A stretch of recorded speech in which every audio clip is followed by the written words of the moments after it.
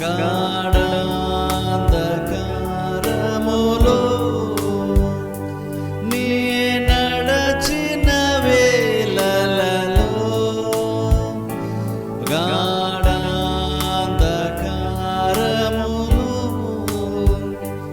నీ నడచిన వేళలలో కంటి పాప వలె నన్ను కునుకాక కాపాడును. కంటి పాప వలె నన్ను కునుకాక కాపాడును.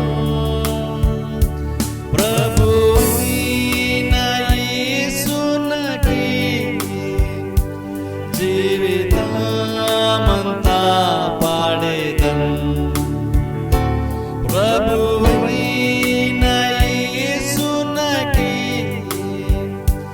జీవితమంతా పాడేదను. జడియను బెదరను నా యేసు నాతో నుండగా. జడియను బెదరను నా యేసు నాతో నుండగా. మరణపు లోయలలో నీ నడచిన వేళలలో మరణపు లోయలలో నీ నడచిన వేళలలో నీ తోడు కారాయు నీ దానము ఆదరించును. నీ తోడు కారాయు నీ దానము ఆదరించును. నాగిన్నె పొర్లుచున్నది శుద్ధాత్మతో నింపెను. నాగిన్నె పొర్లుచున్నది శుద్ధాత్మతో నింపెను. జడియను బెదరను నా యేసు నాతో నుండగా. జడియను బెదరను నా యేసు నాతో నుండగా.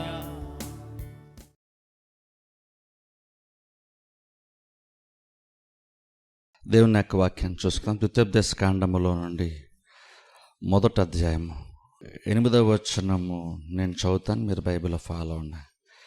ద్వితీయోపదేశ కాండము మొదటి అధ్యాయము, ద్వితీయోపదేశ కాండములో నుండి మొదటి అధ్యాయము 8వ వచనం నేను చదువుతాను, మీరు బైబిల్లో ఫాలో అవ్వండి.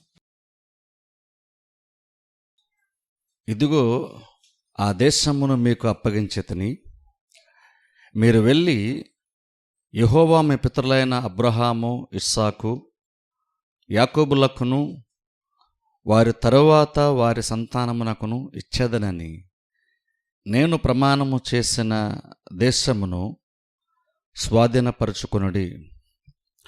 గత కొన్ని వారాల నుంచి మన విశ్వాసం గురించి మనం చూస్తున్నాం. అందులో ఈ రోజున కూడా ఈ విశ్వాసం గురించి మరొక ప్రాముఖ్యమైన విషయాన్ని ఈరోజున మనం చూసుకుందాం. మన విశ్వాసం గురించి మాట్లాడుతూ విశ్వాస సంబంధమైన ఒప్పుదల గురించి మనం మాట్లాడుకున్నాం. అంటే విశ్వాసం గల వారు ఎలా మాట్లాడతారు, ఎలాంటి మాటల ద్వారా మనము దేవుని యొక్క కార్యములను పొందుకుంటాం, విశ్వాసంలో బలపరచబడతాం అన్న దాని గురించి మనం ఒక 2-3 వారాలు మనం వాక్యం చూసుకున్నాం. విశ్వాసం అనేటువంటి దానికి ఒక రకమైనటువంటి భాష ఉంటుంది. అది బహుశా అందరికీ అర్థం కాకపోవచ్చు, కానీ వారు విశ్వాసం కలిగినటువంటి వారు మాట్లాడేటువంటి మాటల్లో చాలా వ్యత్యాసం కనబడుతుంది. విశ్వాసం ఉన్నప్పుడు ఆ విశ్వాసం కలిగినటువంటి వ్యక్తి నిరీక్షణ సంబంధముగా ఒక బలం కలిగినటువంటి మాటలు, ధైర్యంతో కూడినటువంటి మాటలు విశ్వాసం గలవారు మాట్లాడుతూ ఉంటారు. మీరు బైబిల్లో చూడండి, విశ్వాసం గల ఎవరు కూడా విశ్వాసం ఉండి బలహీనంగా మాట్లాడడము, భయం గురించి మాట్లాడడము, దిగులు పడుతూ ఉండడం అనేటువంటిది బైబిల్లో ఎక్కడ మనం చూడం. దేవుని నమ్మినటువంటి వారు ఎవరన్నా కనుక భయపడుతున్నారంటే అది అవిశ్వాసమునకు సూచనగా బైబిల్లో మనం చాలా సందర్భాల్లో చూస్తాం. చాలా క్లియర్గా మనం చూసినప్పుడు యేసుక్రీస్తు సువార్తలో మనం చూస్తే చాలా ఓపెన్గా మనకు క్లియర్గా కనబడుతుంది. ఏంటంటే శిష్యులు కానీ ఇంకెవరైనా కానీ భయపడినప్పుడు అది క్రీస్తు అది జస్ట్ అది మనసునకు సంబంధించిన ఒక రియాక్షన్ లాగా చూడలేదు, కానీ అది హృదయములో విశ్వాసం యొక్క కొరతగా దేవుడు దాన్ని చూశాడు. అంటే విశ్వాసం లేకపోవడాన్ని బట్టి మాత్రమే నువ్వు భయపడుతున్నట్లా క్రీస్తు మాట్లాడుతున్నారు. నోట్లో నుంచి వచ్చేటువంటి మాటలు మేము నశించిపోతున్నాం అన్నట్లుగా మాట్లాడినా, లేదంటే ప్రభువా నీకు చింత లేదా అన్నట్లుగా మాట్లాడినా, లేదా మేము నాశనం అయిపోతాము అన్నట్టుగా ఈ రకంగా నిరీక్షణ లేకుండా అవిశ్వాస సంబంధంగా మాట్లాడినటువంటి మాటలు అటువంటివి, అలాంటి మాటలు వచ్చినప్పుడు దేవుడు అది పరిస్థితుల యొక్క ప్రభావం అనట్లేదు, కానీ అది అవిశ్వాసం బట్టి వచ్చేటువంటి మాటలుగా యేసుక్రీస్తు చాలాసార్లు బైబిల్ మనం చూస్తాం. కొన్ని కార్యములు జరుగుతాయో లేదో అని డౌట్ వచ్చినప్పుడు, అది కార్యము అంత పెద్దది కాబట్టి, లేదా సమస్య అంత పెద్దది కాబట్టి జరుగుతుందో లేదో అని సహజంగా వాళ్ళకి డౌట్ వచ్చింది అన్నట్లుగా క్రీస్తు చూడలేదు, కానీ సందేహం కలిగినప్పుడు అదేంటి అవిశ్వాసాన్ని బట్టి మాత్రం సందేహం కలుగుతుంది. అవిశ్వాసాన్ని బట్టి మాత్రమే కార్యము జరుగుతుందో లేదంటే డౌట్ ఉన్నట్లుగా క్రీస్తు వారికి రియాక్షన్ బట్టి అది విశ్వాస సంబంధమైందో అవిశ్వాస సంబంధమైనటువంటిదో క్రీస్తు మాట్లాడడం ద్వారా మనకు అర్థం విషయం ఏంటంటే, విశ్వాసం అనేటువంటి దానికి ఒక రకమైన బిహేవియర్ ఉంటుంది, విశ్వాసం అనే దానికి ఒక రకమైనటువంటి మాటలు ఉంటాయి. అది క్లియర్గా ఒక వ్యక్తి యొక్క మాటలను బట్టి ఆ వ్యక్తి యొక్క హృదయంలో విశ్వాసం ఒకరు ఉంటే అది ఏ స్థాయిలో ఉందో మనకి అర్థమవుతుంది. అందుకని నోటి మాటను బట్టే మనం జీవించేటువంటి ప్రవర్తన బట్టే నువ్వు విశ్వాసంలో ఎంత దూరం వెళ్తావు, నువ్వు కార్యము ఎప్పుడు పొందుకుంటానంటే చాలా క్లియర్గా మనం చెప్పచ్చు. ఒక వ్యక్తి చర్చకొస్తూ వాక్యం ఉంటూ కూడా ఇంకొను అవిశ్వాస సంబంధంగా మాట్లాడుతుంటే అర్థం ఏంటంటే ఆ వ్యక్తి పెద్దగా దేవుని దగ్గర నుండి పొందుకునేది ఏమీ ఉండదు.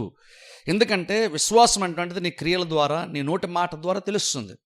అప్పుడు మనము కనుక నోటి మాట అంటే కనుక వాక్యమునకు అనుకూలంగా కనుక లేదంటే అర్థం ఏంటంటే నువ్వు పెద్దగా విశ్వాసంలో ముందుకి వెళ్ళలేదు. నువ్వు విశ్వాసంలో ముందుకు వెళ్ళలేదు కాబట్టి కార్యం పొందిన అవకాశం కూడా పెద్దగా నీకు లేదని అర్థం. అందుకని మన నోటి మాటను బట్టే మన విశ్వాసం యొక్క స్థితి ఏంటో మనం కొలవచ్చు. హృదయంలో ఎంత విశ్వాసం ఉందో దేవుని తప్ప ఏ ఒక్క వ్యక్తికి కూడా తెలియదు. ఈవెన్ ఇన్ఫాక్ట్ ఇంకా చెప్పాలంటే నీ హృదయంలో కూడా ఎంత విశ్వాసం ఉందో నీకు యాక్చువల్గా తెలియదు. అది ఎలా నువ్వు తెలుసుకోగలుగుతావు అంటే, ఎలా కొలవచ్చు అంటే, నీ మాటను బట్టి, నీ మాట తీరును బట్టి నీలో ఎంత విశ్వాసం ఉందో మనం క్లియర్గా చెప్పచ్చు. మాటలు కనుక మనం చర్చిలో ఉన్నప్పుడు నిలబడి సాక్ష్యం చెప్పేటప్పుడు ఎలా మాట్లాడుతున్నాం, ప్రార్థన చేసేటప్పుడు దేవునితో ఎలా మాట్లాడుతున్నాము, ఎగ్జాక్ట్ అలాగనే బయటికి వెళ్ళినప్పుడు కూడా అంత ధైర్యంగా దేవుడు కార్యం జరిగిస్తాడు, అంత విశ్వాసంగా కనుక నువ్వు బయటికి వెళ్ళాక నువ్వు జనరల్గా సాధారణమైన మనుషుల మధ్య ఉంటున్నప్పుడు కూడా నువ్వు అలా మాట్లాడగలిగితే నువ్వు విశ్వాసంలో ఉంటున్నావని అర్థం. బయటికి వెళ్ళాక మన ఇంట్లో కుటుంబ సభ్యులతో కానీ లేదా బయట మాట్లాడుతున్నప్పుడు కనుక మనము లోకం యొక్క పరిస్థితులను బట్టి కనుక మనము నెగిటివ్గా మాట్లాడితే, అంటే భయంతో మాట్లాడితే, లేదా వేరే వేరే వాక్యానికి విరుద్ధంగా మాట్లాడితే దాని అర్థం ఏంటంటే మనకు పెద్దగా విశ్వాసము లేదు అని అర్థం. అప్పుడు ఏం చేయాలంటే వింటే వాళ్ళ విశ్వాసం కలిగిన కనుక ఎక్కువగా చర్చకొచ్చి వాక్యము వినాలి. ఇక్కడ నేను ఏదో మనం పాజిటివ్గా ఏదో బయటికి మాత్రమే మాట్లాడమని చెప్పట్లేదు. ఇక్కడ హృదయంలో మార్పు వచ్చి హృదయంలో విశ్వాసం ఉండి హృదయం యొక్క ప్రేరేపణ బట్టి నోరు మాట్లాడడం గురించి మనం మాట్లాడుతున్నాం. ఏదో పాజిటివ్గా మాట్లాడితే ఏదో జస్ట్ లోపల భయం ఉన్నా సరే బయటికి మాత్రం మామూలుగా మాట్లాడని చెప్పట్లేదు నేను. అది కాదు, మన నోటి మాటకి మనం పాజిటివ్గా ఎందుకు మాట్లాడతాం, ఎందుకు ధైర్యంగా ఉంటాం, ఎందుకు ధైర్యంగా మాట్లాడతాం, ఆ సంబంధంగా ఎందుకు మనం మాట్లాడతామంటే హృదయం మనకు అలాంటి ప్రేరేపణ మనకి ఇస్తుంది కాబట్టి మాట్లాడతాం. అంటే జస్ట్ నోటితో మనం మాట్లాడి పైపైన మాట్లాడిస్తే కార్యం జరిగిపోద్దని కాదు, అది లోపల విశ్వాసం ఉంది కాబట్టి దాన్ని బట్టి మన నోరు మాట్లాడుతుంది. అది విశ్వాసము. అలాగే మన విశ్వాసం ఎంత ఉందో మనం తెలుస్తుంది. ఇప్పుడు చూడండి, ఇప్పుడైతే మన విశ్వాసం అది అనుకున్నప్పుడు మనము జీవించే జీవితము, ప్రవర్తించే విధానం అంటూ దానికి ఒక ఆధారం ఖచ్చితంగా మనకి ఉండాలి. విశ్వాసం అన్న దానికి ఒక ఆధారం ఉంటుంది. మన నోటితో మనం పాజిటివ్గా మాట్లాడతామని చెప్తున్నప్పుడు, వాక్యంకు అనుకూలంగా మాట్లాడతామని చెప్తున్నప్పుడు దానికి ఆధారం ఉంటుంది. క్రిస్టియన్ అనేటువంటిది బేస్లెస్గా జీవించేది కాదు, బేస్లెస్గా కార్యాలు చేయడం కాదు. మనం చేసే ప్రతి కార్యకు ఒక ఆధారం ఖచ్చితంగా ఉంటుంది. ఎందుకు ఇలా మాట్లాడుతున్నాం అంటే దానికి ఆధారం ఉంటుంది. ఎందుకు ఇలా చేస్తున్నాం అన్న దానికి ఆధారం ఉంటుంది. ప్రతిదానికి క్రిస్టియానిటీలో గుడ్డి కదా చేసుకొని వెళ్ళిపోయేటువంటిది కాదు విశ్వాసం. విశ్వాసం అన్నది నిరీక్షింపబడు వాటి యొక్క నిజస్వరూపము, అదృశ్యమైన ఉన్నవి అనడానికి రుజువు. అంటే అర్థం ఏంటంటే విశ్వాసం అంటే ఊరినే గుడ్డిగా గాల్లో దీపంలాగా ఏమని నాకు అనిపిస్తుంది అంటే నేను చేసుకెళ్ళిపోతానండి, అది కాదు. ఏమో అనిపిస్తుంది చేసుకెళ్ళిపోతానని కాదు. అది దానికి బేసిస్ ఏంటో కూడా బైబిల్ మనకు ఉంటుంది. అది విశ్వాసం లేదా వాక్యము. అందుకని చూడండి, అలాగే ఈరోజు కూడా కొన్ని విషయాలు దేవుని యొక్క వాక్యం మనం చూసుకుంటే ఇక్కడ చదివినట్లు వాక్యం ఒకసారి మరలా నేను చదివి ఒక విషయాన్ని మీరు గమనించండి. చూడండి, దేవుడు మాట్లాడేటప్పుడు ఎలా మాట్లాడతాడంటే 8వ వచనం ఒకసారి చదువుతాను. ద్వితీయోపదేశకాండం 1వ అధ్యాయం 8వ వచనం. ఇదిగో ఈ దేశమును మీకు అప్పగించితిని. చూడండి, అక్కడ దేవుడు అప్పగించితిని అన్నాడు. మీరు వెళ్ళి యెహోవా మీ పితరులైన అబ్రహాము, ఇస్సాకు, యాకోబులను వారి తరువాత వారి సంతానమునకును ఇచ్చేదనని నేను ప్రమాణము చేసిన దేశమును స్వాధీనపరుచుకున్నాడు. ఇక్కడ చూడండి, గమనిస్తే 8వ వచనం మొదటి లైన్లో దేవుడు అంటున్నాడు ఈ దేశమును మీకు అప్పగించితిని అంటున్నాడు. ఆ తర్వాత లాస్ట్ లైన్లో మనం చూస్తే దేశమును స్వాధీనపరుచుకున్నాడు అంటున్నాడు. ఇక్కడ చూడండి, దేవుడు 2 రకాలుగా మాట్లాడుతూ ఒకటి ఏమంటాడంటే ఈ దేశాన్ని నేను మీకు అప్పగించేసాను అన్నాడు, అప్పగించితిని అన్నాడు. ఇప్పుడు చూడండి, అక్కడ దేవుడు మాట్లాడితే విధానం ఒకసారి ఆలోచించండి. దేవుడు మీకు అప్పగిస్తాను మీరు వెళ్ళండి అనలేదు, మీకు అప్పగించితిని కాబట్టి మీరు వెళ్ళి స్వాధీనపరచుకోండి. ఇప్పుడు చూడండి, బైబిల్లో చాలా సందర్భాల్లో దేవుడు మాట్లాడుతున్నప్పుడు ఇలాగనే మాట్లాడతాడు. ఇవన్నీ ఇంకో 2-3 వాక్య భాగాలను చూపిస్తాను.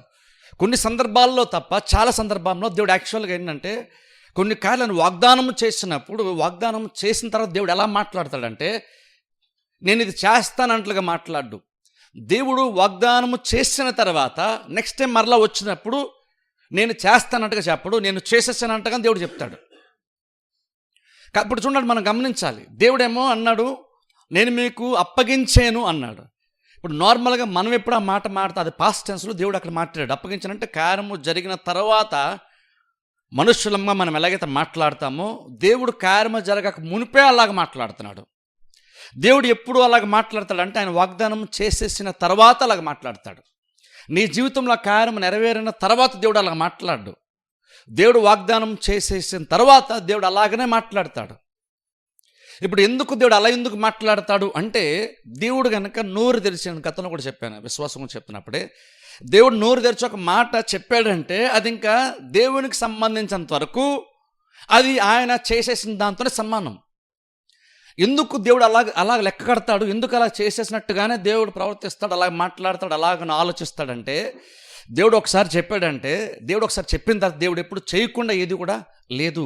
ఇప్పటి వరకు మనం చరిత్ర అంటే సృష్టి ఆరంభం మొదలుకొని మనం చూసుకున్నప్పుడు దేవుడు ఒకటి చెప్పిన తర్వాత దేవుడు చేయకుండా ఇప్పటికి వచ్చి లేనే లేదు. సో దాన్ని బట్టి చూసుకున్నప్పుడు దేవుడు ఎప్పుడు కూడా ఏంటంటే చెప్పేసాడంటే అది జరిగిపోయినట్టే. ఎందుకు జరిగిపోయినట్టు అంటే దేవుడు చెప్పాడంటే అర్థం ఏంటంటే ఆయన వాక్కు చెప్పి సెలవిచ్చాడంటే అర్థం ఏంటంటే అది నెరవేర్చగలిగేటువంటి సామర్థ్యం కూడా ఆ మాటలోనే వాక్యములు ఉంటుంది. అది నేను ఇంతకు విశ్వాసం చెప్పినప్పుడు అదే చెప్పాను, ఒకసారి జ్ఞాపకం చేస్తున్నా.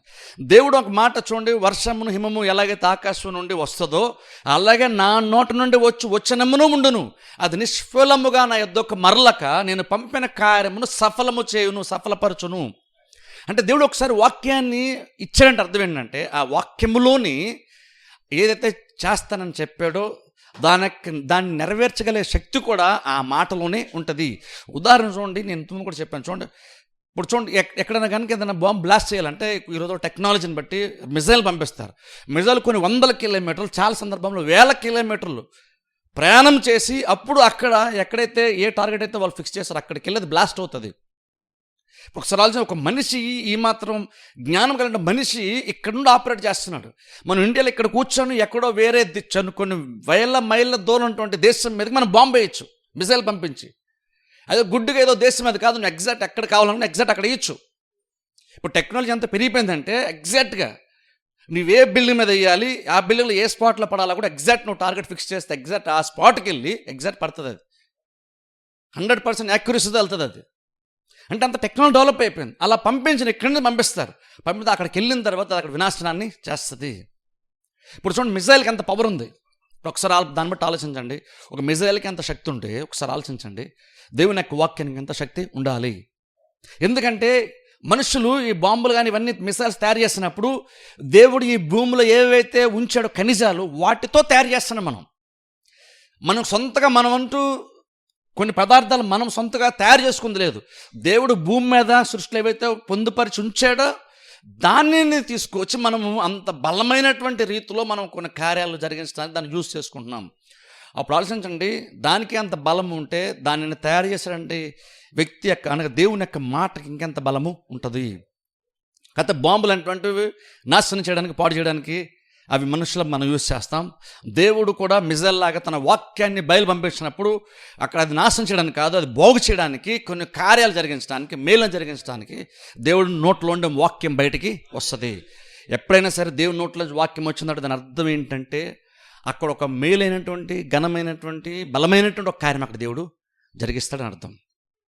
ఇప్పుడు దేవుని యొక్క వాక్యంలో శక్తి ఉంది, అందుకనే దేవుడు వాక్యాన్ని పంపిస్తున్నాడు. ఇప్పుడు అందుకని చూడండి, మన వాక్యాన్ని అంగీకరించామంటే అర్థం ఏంటంటే ఒక రకమైన ఒక కార్యాన్ని అంగీకరించని అర్థం. ఇప్పుడు చూడండి, కన్య మరియా దేవదూత వచ్చి నువ్వు ఇలా గర్భం ధరిస్తున్నప్పుడు అది ఎలా సాధ్యమని అడిగినప్పుడు ఎక్స్ప్లెయిన్ చేస్తాడు. దేవుని దూతకు ఎక్స్ప్లెయిన్ చేసిన తర్వాత అప్పుడు ఆ మరియా అంటది, నీ మాట చొప్పున నాకు జరుగును గాక. అంటే ఆ మాట అన్నప్పుడు ఎప్పుడైతే దేవుడు పంపించి మాటని చెప్పాడో ఆ మాట ఆమె అంగీకరించింది. నీ మాట చొప్పున నాకు జరుగును గాక అన్నప్పుడు అక్కడ ఏం జరిగిందంటే యాక్చువల్గా ఆమె దేవుని దూతతో ఏ మాట తెచ్చి పంపించాడో ఆ మాటను ఆమె అంగీకరించింది. ఆ మాట ఆమె అంగీకరించింది కాబట్టి ఆమె హృదయంలోనికి వెళ్ళింది. ఆ మాటను బట్టే ఆమె గర్భము ధరించింది. అంటే వాక్యంలో శక్తి ఉంది. ఇప్పుడు అందుకని చూడండి, దేవుడు ఒకసారి చెప్పాడంటే అది జరిగిపోయినట్టుగా దేవుడు చూస్తాడు. ఎందుకు అలా చూస్తుంటే ఆయన చెప్పాడంటే అందులోనే నెరవేర్చగలిగే శక్తి ఆ మాటలోనే ఉంటుంది కాబట్టి. ఎందుకంటే చూడండి, భూమి కలుగును గాక, సూర్యచంద్ర నక్షత్రాలు కలుగును గాక అని దేవుడు మాట సెలవుగా అవన్నీ వచ్చేసినాయి. అవన్నీ ఎలా వచ్చేసినాయి? ఆ మాటలో ఉంది. అది సింపుల్ ఇంగ్లీష్లో చెప్పాలంటే క్రియేటివ్ పవర్ అంటే దేవుని యొక్క వాక్యంలోనే ఉంది. సృష్టించగలిగేటువంటి ఆ సామర్థ్యము, ఆ శక్తి దేవుని యొక్క వాక్యంలో ఉంది. అందుకని ఆయన తన వాక్కుని పంపి వారిని బాగు చేశాను. శక్తిని పంపి బాగు చేశానని లేదు, తన వాక్కుని పంపి బాగు చేశాను. ఎందుకని? వాక్యంలోనే శక్తి ఉంది. ఇప్పుడు అందుకని ఇక్కడ కూడా చూడండి, దేవుడు అంటున్నాడు, నేనే మీకు అప్పగించాను, మీరు వెళ్ళి స్వాధీనపరచుకోండి. ప్రభువా, ఇంకా మేము పొందుకోలేదు కదా, అప్పగించానని నువ్వు ఎలా అంటావు అంటే, నాకు సంబంధించినంత వరకు నేను మీకు ఇచ్చేసాను. ఇప్పుడు మీరేం చేయాలంటే, ఇప్పుడు మరలా మీరు నన్ను ప్రభువా నాకు అని అర్థం కాదు, నేను చెప్పినటువంటి దాన్ని బట్టి నాకు సంబంధించి నా వైపు నేను ఇచ్చేసినట్టే కాబట్టి నేను అలాగే చూస్తాను. ఇప్పుడు మీరేం చేయాలంటే, నేను చెప్పిన మాటను బట్టి మీరు విశ్వాసం ఉంచడం నేర్చుకోవాలి. ఆ విశ్వాసాన్ని బట్టి మీరు వెళ్ళి స్వాధీనపరుచుకోవాలి. నేను ఇచ్చేసాను అన్నప్పుడు నాకున్నటువంటి కెపాసిటీని బట్టి చెప్తున్నాను, నేను ఆ మాట ఇచ్చేసాను నేను. ఇప్పుడు మనుషులంగా మనం అలా మాట్లాడలేం. మనుషులంగా మనం ఎప్పుడు కూడా జరగకముందే జరిగిపోయిందని మనం అనలేం. ఆ కెపాసిటీ మనకు లేదు, ఆ సామర్థ్యం మనకి లేదు. కానీ మనకి ఏ సామర్థ్యము మనకు ఉందంటే, దేవుడు ఇవ్వకుండా, మనం ఇంకా పొందుకోకుండా కూడా దేవుడు ఇచ్చేసానని చెప్తున్నాడు చూసారా. అలా దేవుడు మాట్లాడినప్పుడు ఆ మాటను అర్థం చేసుకొని దాని యందు విశ్వాసం ఉంచగలిగే సామర్థ్యం మాత్రం మనకుంది. ఆ కెపాసిటీ దేవుడు మనకి ఇస్తున్నాడు. అన్నీ దేవుడు అంటున్నాడు, నేను ఇచ్చేసాను అంటున్నాడు. ప్రభు ఇంకా మేము పొందుకోలేదు కదా అంటే, నేను ఇచ్చేసాను కాబట్టి మీరు వెళ్ళండి, పొందుకోండి. నేను ఇవ్వకపోతే మీరు పొందుకోలేరు, నేను ఇచ్చేసాను అంటున్నాను కాబట్టి ఇప్పుడు మీరు వెళ్ళండి. అంటే దేవుడు చెప్తున్నప్పుడు ఏ బేసిస్ మీద వెళ్ళమంటున్నాడు అంటే, ఇప్పుడు నువ్వు అసలు యుద్ధం చేయడానికి వెళ్తున్నప్పుడే నువ్వే తలంపుతో నువ్వు ముందుకు వెళ్తావంటే, దేవుడు ఇచ్చేసాడంట, అది మనది కాబట్టి మనం స్వతంత్రించుకోవడానికి మనం వెళ్ళాలి. కాబట్టి దానికి విశ్వాసంతో మనం ముందుకి వెళ్తాం. అంటే ఇప్పుడు వెళ్ళడానికి వాళ్ళని ప్రేరేపిస్తున్న కార్యం ఏంటంటే, దేవుడు ఇచ్చాడు కాబట్టి ఇప్పుడు నేను వెళ్తున్నాను. దేవుడు ఇవ్వాలి కాబట్టి నేను వెళ్తున్నాను కాదు, దేవుడు ఇచ్చేసాడు కాబట్టి నేను వెళ్తున్నాను. బైబిల్లో చాలాసార్లు అలాగే మనం చూస్తాం. చూడండి, ఇంకొక వాక్య భాగం కూడా మనం చూద్దాం. సంఖ్యాకాండంలోనికి వెళ్దాం. జస్ట్ ఒక పేజ్ వెనక్కి తిరిగండి సరిపోతుంది. సంఖ్యాకాండం 33 అధ్యాయము 53 వచనం చదువుతాను. సంఖ్యాకాండం 33 అధ్యాయము 53 వచనం. సంఖ్యాకాండం 33 53 వచనం. ఈ దేశమును స్వాధీనపరుచుకొని దానిలో నివసింపవలను, ఏలనగా దాన్ని స్వాధీనపరుచుకున్నట్లు ఆ దేశమును మీకు ఇచ్చితిని. గమనించారు 53 వచనం లాస్ట్ లైన్లో మనం చూస్తే, ఆ దేశమును మీకు ఇచ్చితిని దేవుడు అంటున్నాడు. మళ్ళీ ఇక్కడ కూడా దేవుడు అలాగే మాట్లాడుతున్నాడు, ఆ దేశాన్ని మీకు ఇచ్చాను. ఇప్పుడు దేవుడు నోరు జారి పొరపాటున అలా మాట్లాడింది కాదు, దేవుడు కావాలని అలా మాట్లాడుతున్నాడు. ఎందుకంటే దేవునికి సంబంధించిన దేవుడు కనుక వాగ్దానం చేశాడంటే దేవునికి సంబంధించిన దేవుడు ఇచ్చేసినట్టే. అందుకని దేవుడు అలాగునే మాట్లాడతాడు. ఇప్పుడు చూడండి, ఇంకో వాక్యం కూడా చూద్దాం. జస్ట్ ఓల్డ్ టెస్ట్మెంట్ కదా, న్యూ టెస్ట్మెంట్ కూడా మాట ఉంది, చూద్దాం. చూడండి ఒకసారి. పేతురు రాసినటువంటి మొదటి పత్రికలోనికి వెళ్దాం ఒకసారి. పేతురు రాసినటువంటి మొదటి పత్రిక 2వ అధ్యాయము. పేతురు రాసినటువంటి మొదటి పత్రిక 2వ అధ్యాయము. పేతురు రాసిన మొదటి పత్రిక 2వ అధ్యాయము 24వ వచనము నేను చదువుతాను. పేతురు రాసిన మొదటి పత్రిక 2వ అధ్యాయం 24వ వచనం. మనము పాపముల విషయమై చనిపోయి నీతి విషయమై జీవించినట్లు ఆయనే తన శరీరమందు మన పాపములను మ్రాను మీద మోసుకొనెను. ఇప్పుడు గమనించండి, ఆయన పొందిన గాయముల చేత మీరు స్వస్థత నొందితిరి అని ఉంది. ఆయన పొందిన దెబ్బల చేత మీరు స్వస్థత పొందుతారు అని లేదు, స్వస్థత నొందితిరి అని బైబిల్లో ఉంది. ఇప్పుడు గమనించండి, స్వస్థత నొందితిరి అని బైబిల్ ఉంది. అక్కడ కూడా దేవుడు మరలా ఎలాగ మాట్లాడుతున్నాడంటే జరిగిపోయినట్లుగా మాట్లాడుతున్నాడు. ఇప్పుడు మనం అనుకుంటామంటే స్వస్థత పొందేస్తున్నాను దేవుడు అన్నప్పుడు మరి ఇంకా నాకు రోగం ఎందుకు వస్తుంది? ఇదేంటంటే నీకు అసలు ఏ రోగము రాదు కాబట్టి నువ్వు స్వస్థత నొందితిరని దేవుడు అంటున్నాడు అని కాదు. దేవునికి సంబంధించినంత వరకు సిలువలో దేవుడు ఏం చేశాడంటే మనుషులకి ఎప్పుడైనా సరే కార్యము జరగాలంటే, స్వస్థత కావాలంటే నీకు అవసరమైనటువంటి దాన్ని ముందుగానే దేవుడు సిద్ధపరిచి ఉంచాడు. దేవుడు సిద్ధపరిచి దేవుడు ఆల్రెడీ ఇచ్చేసినట్టుగానే దాన్ని చేశాడు కాబట్టి, అందుబాటులో ఉంచేశాడు కాబట్టి, ఇక దేవుడు చేసినట్టు ఇంకేమీ లేదు కాబట్టి మీరు స్వస్థత నొందిశారు అన్నాడు, స్వస్థత నొందితిరి అన్నాడు. ఇప్పుడు మనం ఏం చేస్తున్నాము? ప్రభువా దేవుడు స్వస్థత ప్రభు అని కాదు, దేవుడు స్వస్థ ఇచ్చేశాడు కాబట్టి మన ప్రార్థన కొనసాగి నా స్వస్థపరిచి ప్రభువా అని అంటాం. కానీ ఏ తలంపుతో మనము స్వస్థతను ఎదురు చూస్తామంటే ఇది ఇంకా దేవుడు కొత్తగా చేసేటువంటి కార్యం కాదు, ఆల్రెడీ జరిగిపోయినటువంటి ఒక కార్యంగా బేస్ చేసుకొని మనము దాన్ని స్వతంత్రించుకోవడానికి, దాన్ని పొందుకోవడానికి మనం దేవుణ్ణి అడుగుతాం. అందుకని దేవుడు ప్రతిదీ అలాగే చూస్తాడు. ఇక్కడ స్వస్థ విషయానికి వస్తాడు. అందుకనే పేతురు అంటున్నాడు, ఆయన పొందిన దెబ్బల చేత మీరు స్వస్థత నొందితిరి. అంటే ఎప్పుడో ఒక జబ్బు వచ్చినా మనం స్వస్థ పొందుకున్నాం మనం కాదు. ఎప్పుడైనా సరే స్వస్థ కావాలంటే దేవుడు ఆల్రెడీ శిలువ మీద ఆ కార్యాన్ని చేసేసాడు, దాన్ని మీకు అందుబాటులో ఉంచేశాడు. కాబట్టి కొత్తగా దేవుడు ఏదో చేయాలని కాదు. ఇదంతా ఎందుకు చెప్తున్నానంటే ఒక బేస్ గురించి చెప్తున్నాను నేను ఈ మాట. అంటే దేవుడు కార్యములను జరిగించే విధానము, దేవుడు కార్యము చూసే విధానం ఏంటంటే ప్రతిదీ దేవుడు పాస్ట్ టెన్స్లో చూస్తాడు. అంటే జరిగిపోయినటువంటి ఒక రీతిలోనే దేవుడు కార్యములను చూస్తాడు. ఎందుకంటే దేవుడు సంబంధించిన దేవుడు కొత్తగా చేయాల్సిందంటూ దేవుని దగ్గర ఏమీ లేదు. గమనించండి, చాలా ప్రాముఖ్యం స్టార్ట్ చేస్తాను ఇక్కడ చెప్పడం. దేవుడు ఎప్పుడు కూడా ఇంకేది కూడా దేవుడు చేయాలనుకున్నటువంటిది ఏది కూడా ఇంక లేదు. దేవుడు చేయాలన్న ప్రతిదీ కూడా ఆల్రెడీ ఆయన నిర్ణయం చేశాడు, దానిని జరిగించేశాడు కూడా. దేవుడిని కొత్తగా చేసేదంటూ దేవుని దగ్గర ఇంకేమీ లేదు.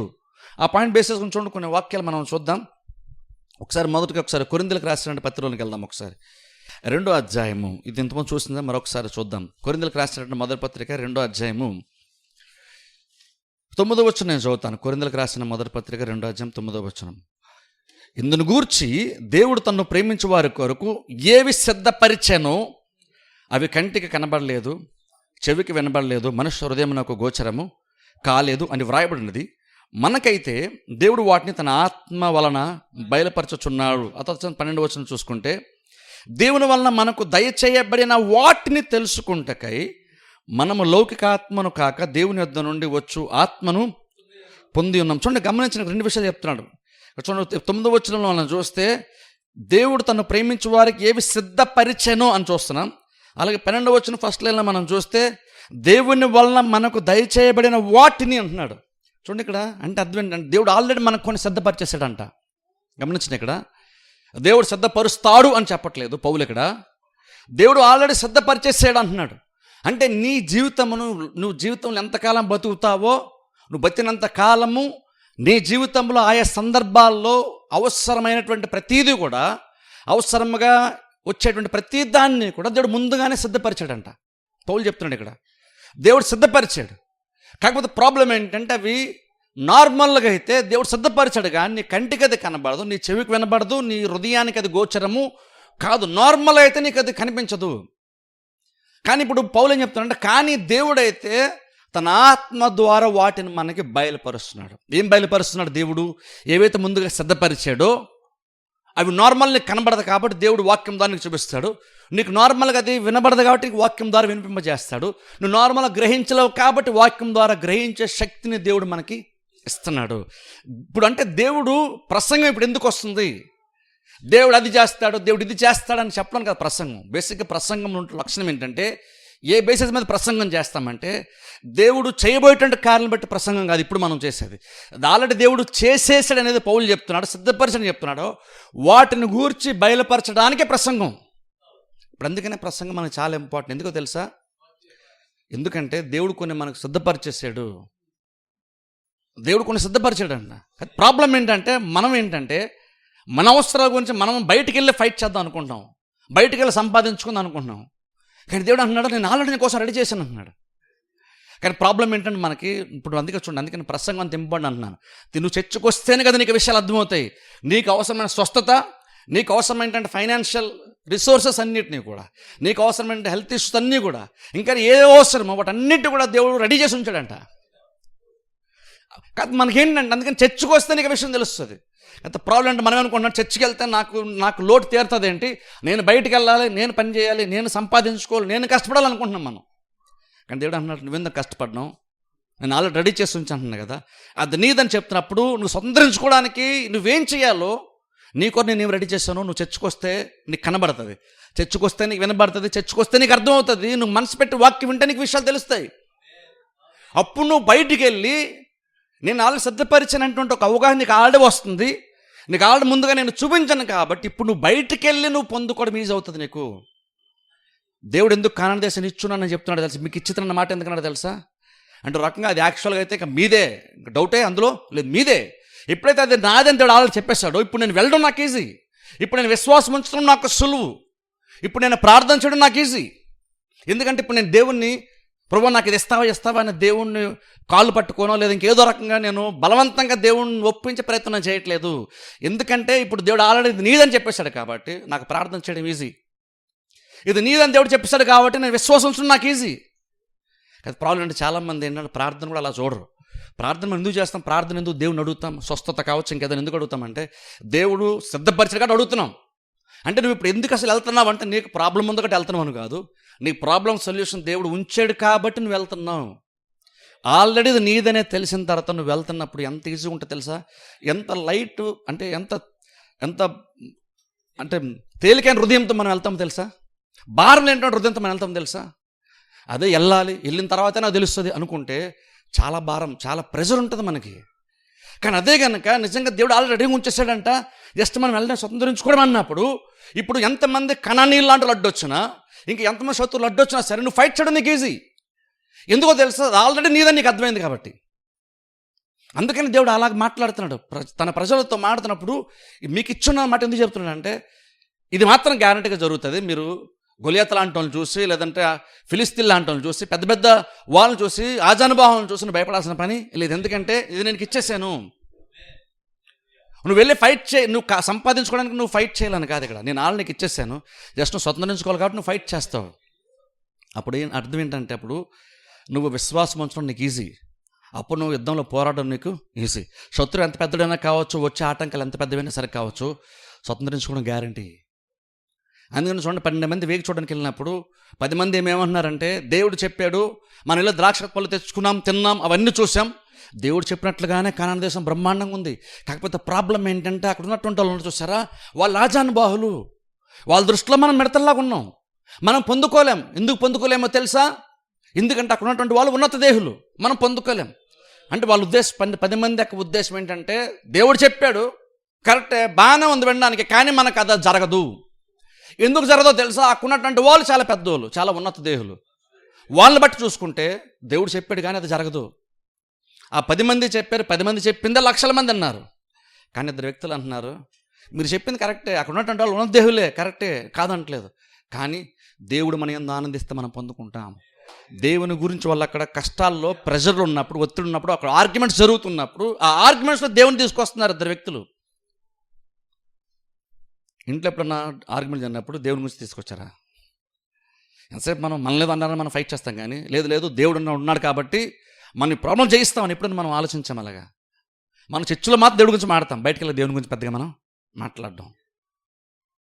ఇంట్లో ఒకళ్ళు వచ్చి నెగిటివ్గా మాట్లాడుతున్నప్పుడు లేదు మనం విశ్వాసంతో ఉందాం, దేవుడు ఖచ్చితంగా జరిగిస్తాడు అని మాట్లాడే సందర్భాలు మనకు ఉంటాయా? విశ్వాసం సంబంధించి చర్చిలో మాట్లాడు కాదు, ఇంట్లో కూడా అలా మాట్లాడుకుని మాట్లాడతాను. ఎవరన్నా ఇంట్లో ఒకళ్ళు వచ్చి సిచ్యువేషన్స్ ఎలా ఉన్నాయి, పరిస్థితులు ఎలా ఉన్నాయి కాబట్టి మనం బతకడం కష్టం, లేదంటే మనకి ఇది జరగదు, ఇది ఇలా జరగదు, ఇది సమస్య తీరదు అని అంటున్నప్పుడు ఇంట్లో ఎవరో ఒకరు లేచి లేదు ఇక్కడ యెహోషువ కాలేబు లాగా, లేదు దేవుడు మన పక్షాన ఉన్నాడు కాబట్టి మనకి విరోధం ఎవరైనా పర్లేదు, ప్రాబ్లం సాల్వ్ అవుతుంది, అలా మాట్లాడితే విశ్వాసం ఉన్నట్టు. అలా మాట్లాడిన సైలెంట్గా ఉన్నట్టు అర్థం నీకు విశ్వాసం పెద్దగా లేదని అర్థం. వాళ్ళు ఎందుకు యెహోషువ కాలేబు ఎందుకని ధైర్యంగా ఉన్నారు అంటే వీళ్ళందరూ తక్కువ చిన్న వాళ్ళే కదా అని ఆలకు కాదు, వాళ్ళు పెద్దోళ్ళని విషయం తెలుసు, వాళ్ళు ఉన్న దేవుళ్ళని తెలుసు. కానీ దేవుడు ఇంకా బలమైన వాడు కదా, దేవుడు ఆల్రెడీ మనకి ఇచ్చేస్తానని చెప్పేశాడు కాబట్టి ఇది పెద్ద ఇష్యూనే కాదు. జస్ట్ మనం ముందుకెళ్తూ ఉండడమే. నువ్వు అడుగు పెట్టు, ప్రతి స్థలాన్ని నీకు ఇస్తానని దేవుడు చెప్పాడు కదా. మనం జస్ట్ నువ్వు అడుగు పెట్టడానికి భయపడుతున్నావు, దేవుడు అన్నాడు నువ్వు అడుగు పెట్టు, నేను నీకు ఇచ్చేస్తాను కదా. ఇప్పుడు ఎగ్జాక్ట్ అలాగనే మనం కూడా ఏంటంటే విశ్వాసంతో ఆ దశలో మనం అడుగు వేసుకుంటూ ముందుకెళ్ళడమే. అందుకని దేవుడు అలా మాట్లాడు. ఇక్కడ పౌలు అంటున్నాడు, అందుకని దేవుడు ఏమి సిద్ధపరిచాడో అవి సిద్ధపరిచాడు. దేవుడు మనకి సిద్ధపరిచాడని చెప్తున్నాడు. దాన్ని దేవుడు మనకి బయలుపరుస్తాడు. ఎందుకంటే అది నువ్వు స్వతంత్రించుకోవాలి, నీకు దేవుడు కొన్ని చూపిస్తున్నాడు. ఇజ్రాయెల్ ప్రజలకు కానాన్ దేశాన్ని దేవుడు ముందుగానే చూసి వాళ్ళకి చెప్పాడు. చూసారా, ఎగ్జాక్ట్ అలా కూడా ఇప్పుడు మనకు కూడా దేవుడు కొన్ని బయలుపరుస్తున్నాడు. దేవుడు అందుకని మాట్లాడేటప్పుడు జరిగిపోయినటువంటి ఒక కార్యంలాగానే దేవుడు మనతో మాట్లాడతాడు. ఇప్పుడు ఎందుకు అది ఇంపార్టెంట్ అంటే, నువ్వు క్రిస్టియన్గా చేసే ప్రతి కార్యం కూడా జరగబోతున్నటువంటి దాన్ని చూస్తూ చేయవు, జరిగిపోయినటువంటి దానిగానే చూస్తూ నువ్వు ముందుకి వెళ్తావు. అందుకని మీరు అడుగుతున్న వాటి నెలలో పొంది ఉన్నామని నమ్ముడి. అడుగుతున్న వాటి నెలలో పొంది ఉన్నామని నమ్మినప్పుడు నువ్వు ప్రార్థన చేయి. అప్పుడు అక్కడ కూడా మరలా నువ్వేంటి పొంది ఉన్నామని నమ్మంటే పాస్ట్ గతంలాగా ఎందుకు మాడుతున్నావు?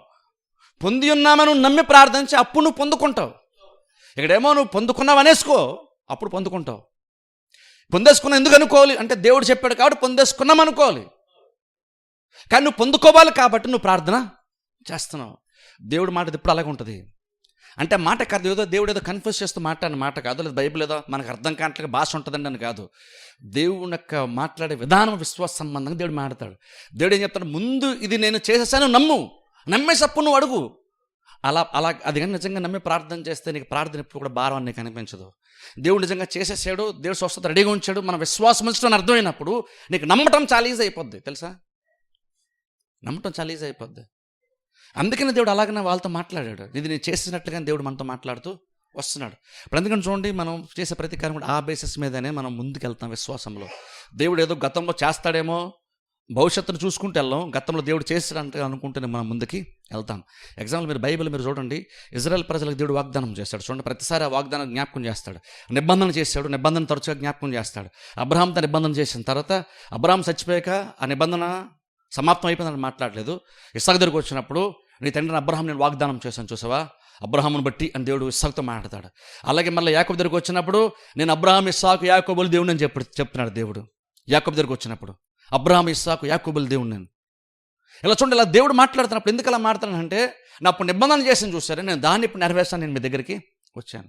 ఇప్పుడు అబ్రహాంకు వాగ్దానం చేసి అబ్రహాంతో దాన్ని ఆపేయకుండా ఇస్సాకుతో కంటిన్యూ చేశాడు, యాకోబుతో కంటిన్యూ చేశాడు, యోసేపుతో కంటిన్యూ చేశాడు. అలా కంటిన్యూ చేస్తూనే వచ్చాడు. దేవుడు అలాగా తరచుగా నోవాహు కాలంలో నిబంధన చేస్తూ వచ్చాడు, దావీదుతో దేవుడు నిబంధన చేశాడు. అలా దేవుడు తరచుగా నిబంధనలు చేస్తూ వచ్చాడు. ఆ నిబంధన ఏం అష్యూరెన్స్ వాళ్ళకి ఇస్తుంది, ఏ గ్యారంటీ ఇస్తుంది, ఏ నిశ్చిత వాళ్ళకి ఇస్తుంది అంటే ఇది ఖచ్చితంగా జరిగే తీరుతుంది. దానికి సూచన, దానికి గుర్తే, దానికి ఆధారమే ఇగో నిబంధన.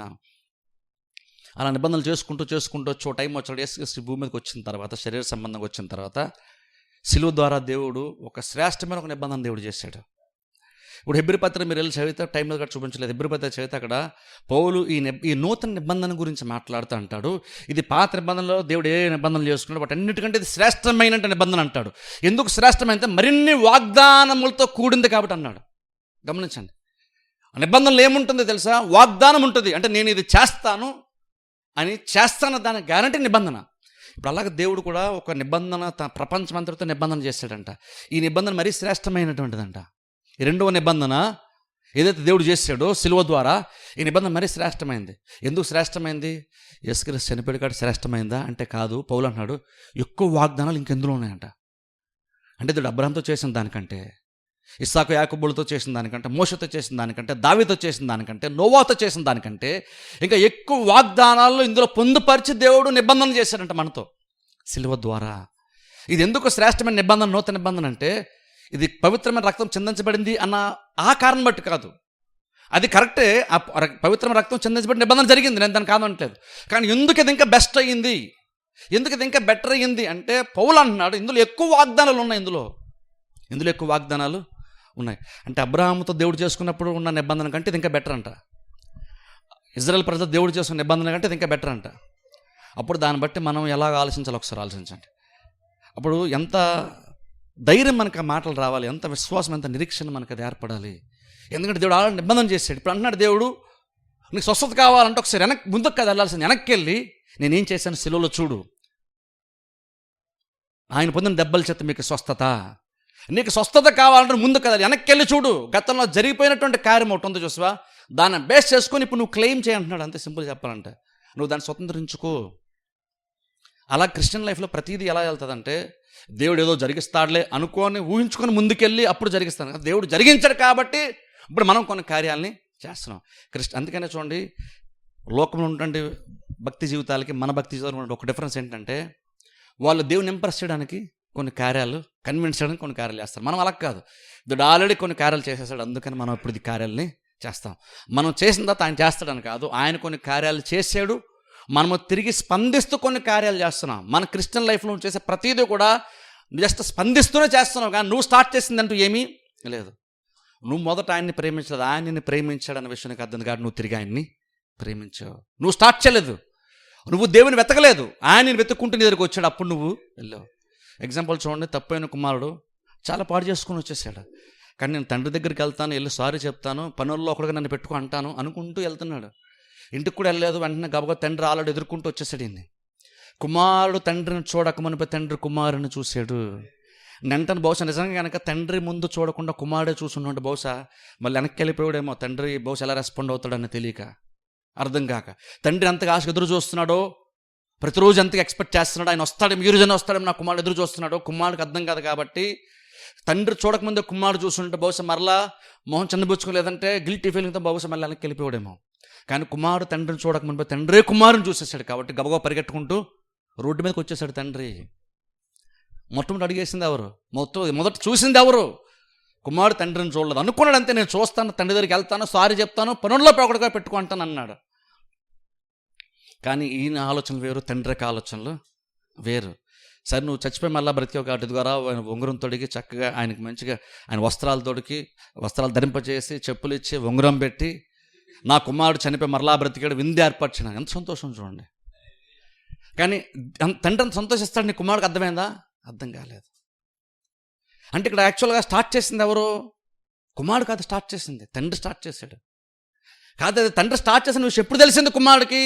తండ్రి దగ్గరికి వెళ్తేనే అర్థమైంది, వెళ్ళినంతవరకు అర్థం కాలేదు.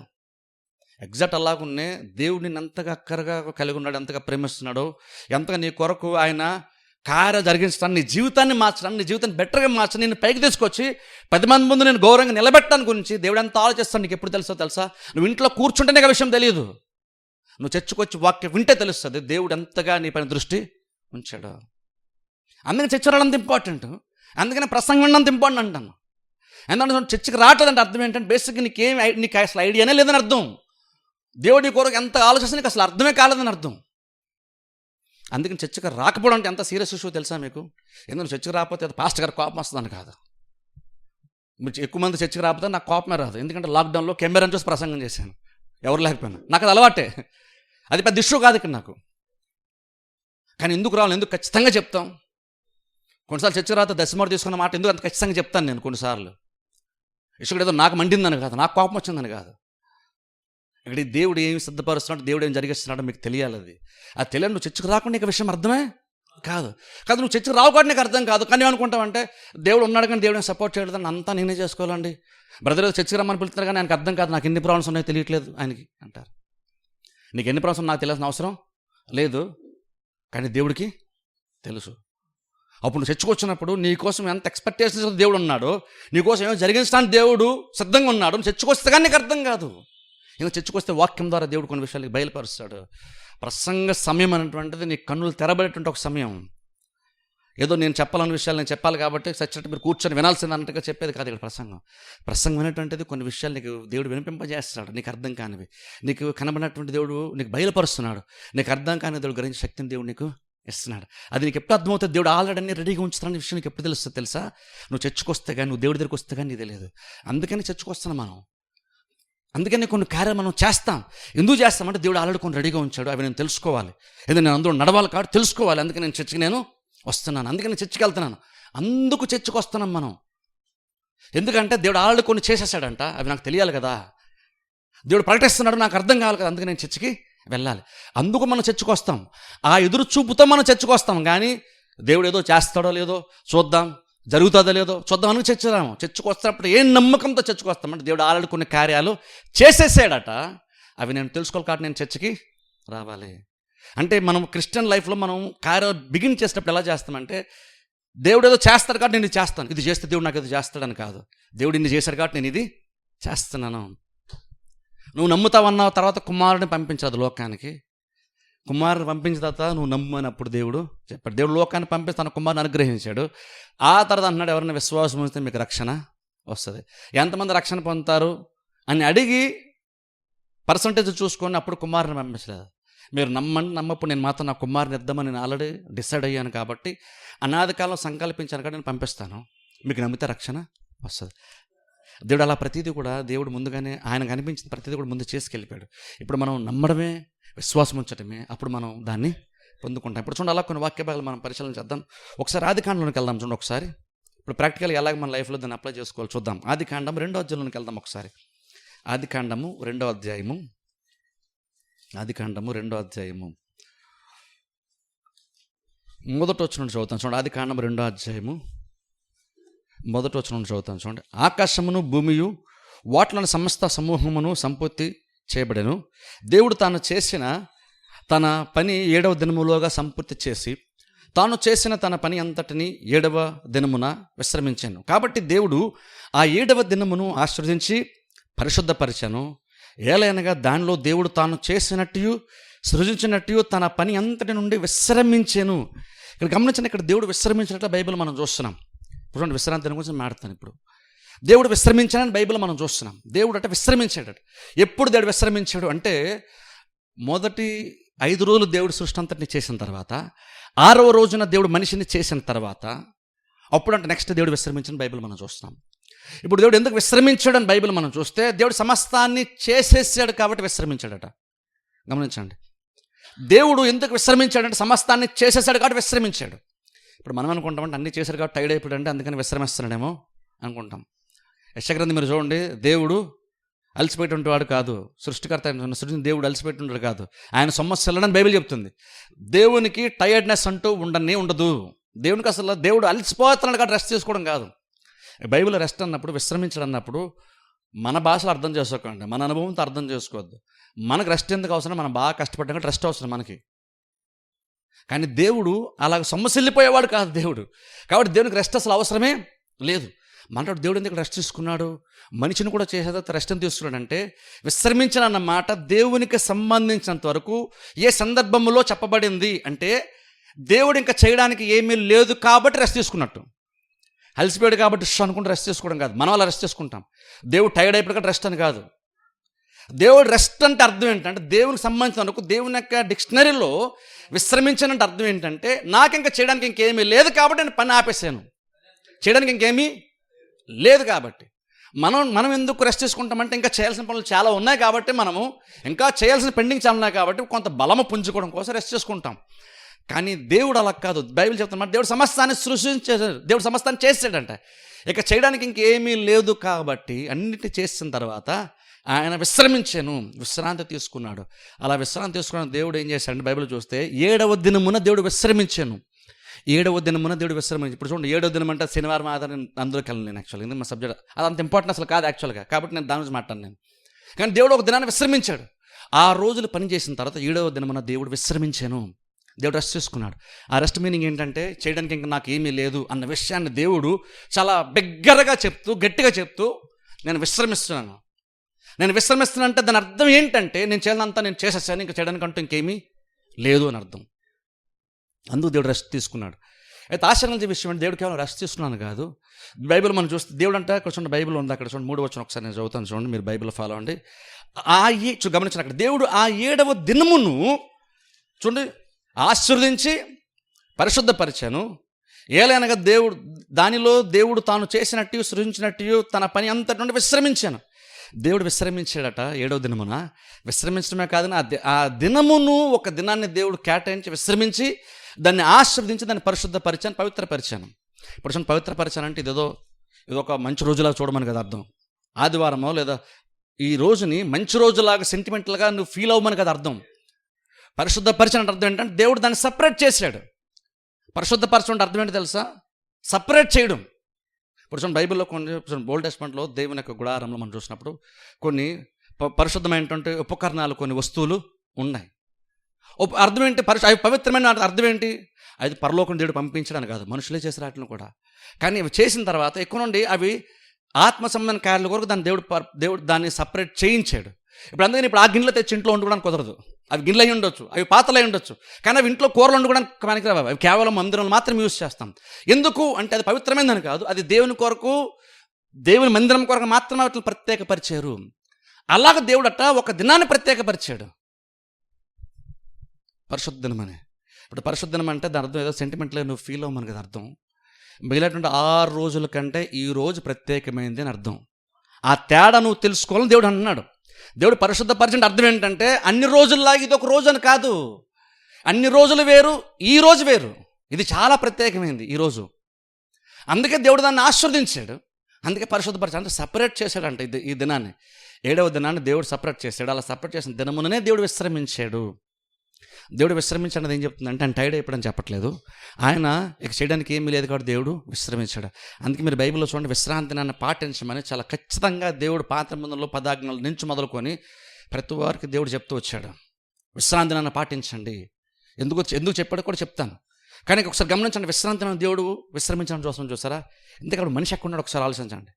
దేవుడు రెస్ట్ తీసుకున్నటువంటి ఆ 7వ దినమున, విశ్రమిస్తున్నటువంటి 7వ దినమున, పరిశుద్ధపరిచినటువంటి 7వ దినమున, ఆశ్చర్యం 7వ దినమున ఆదాం ఎక్కడా? ఆదాం ఏం చేస్తున్నాడు?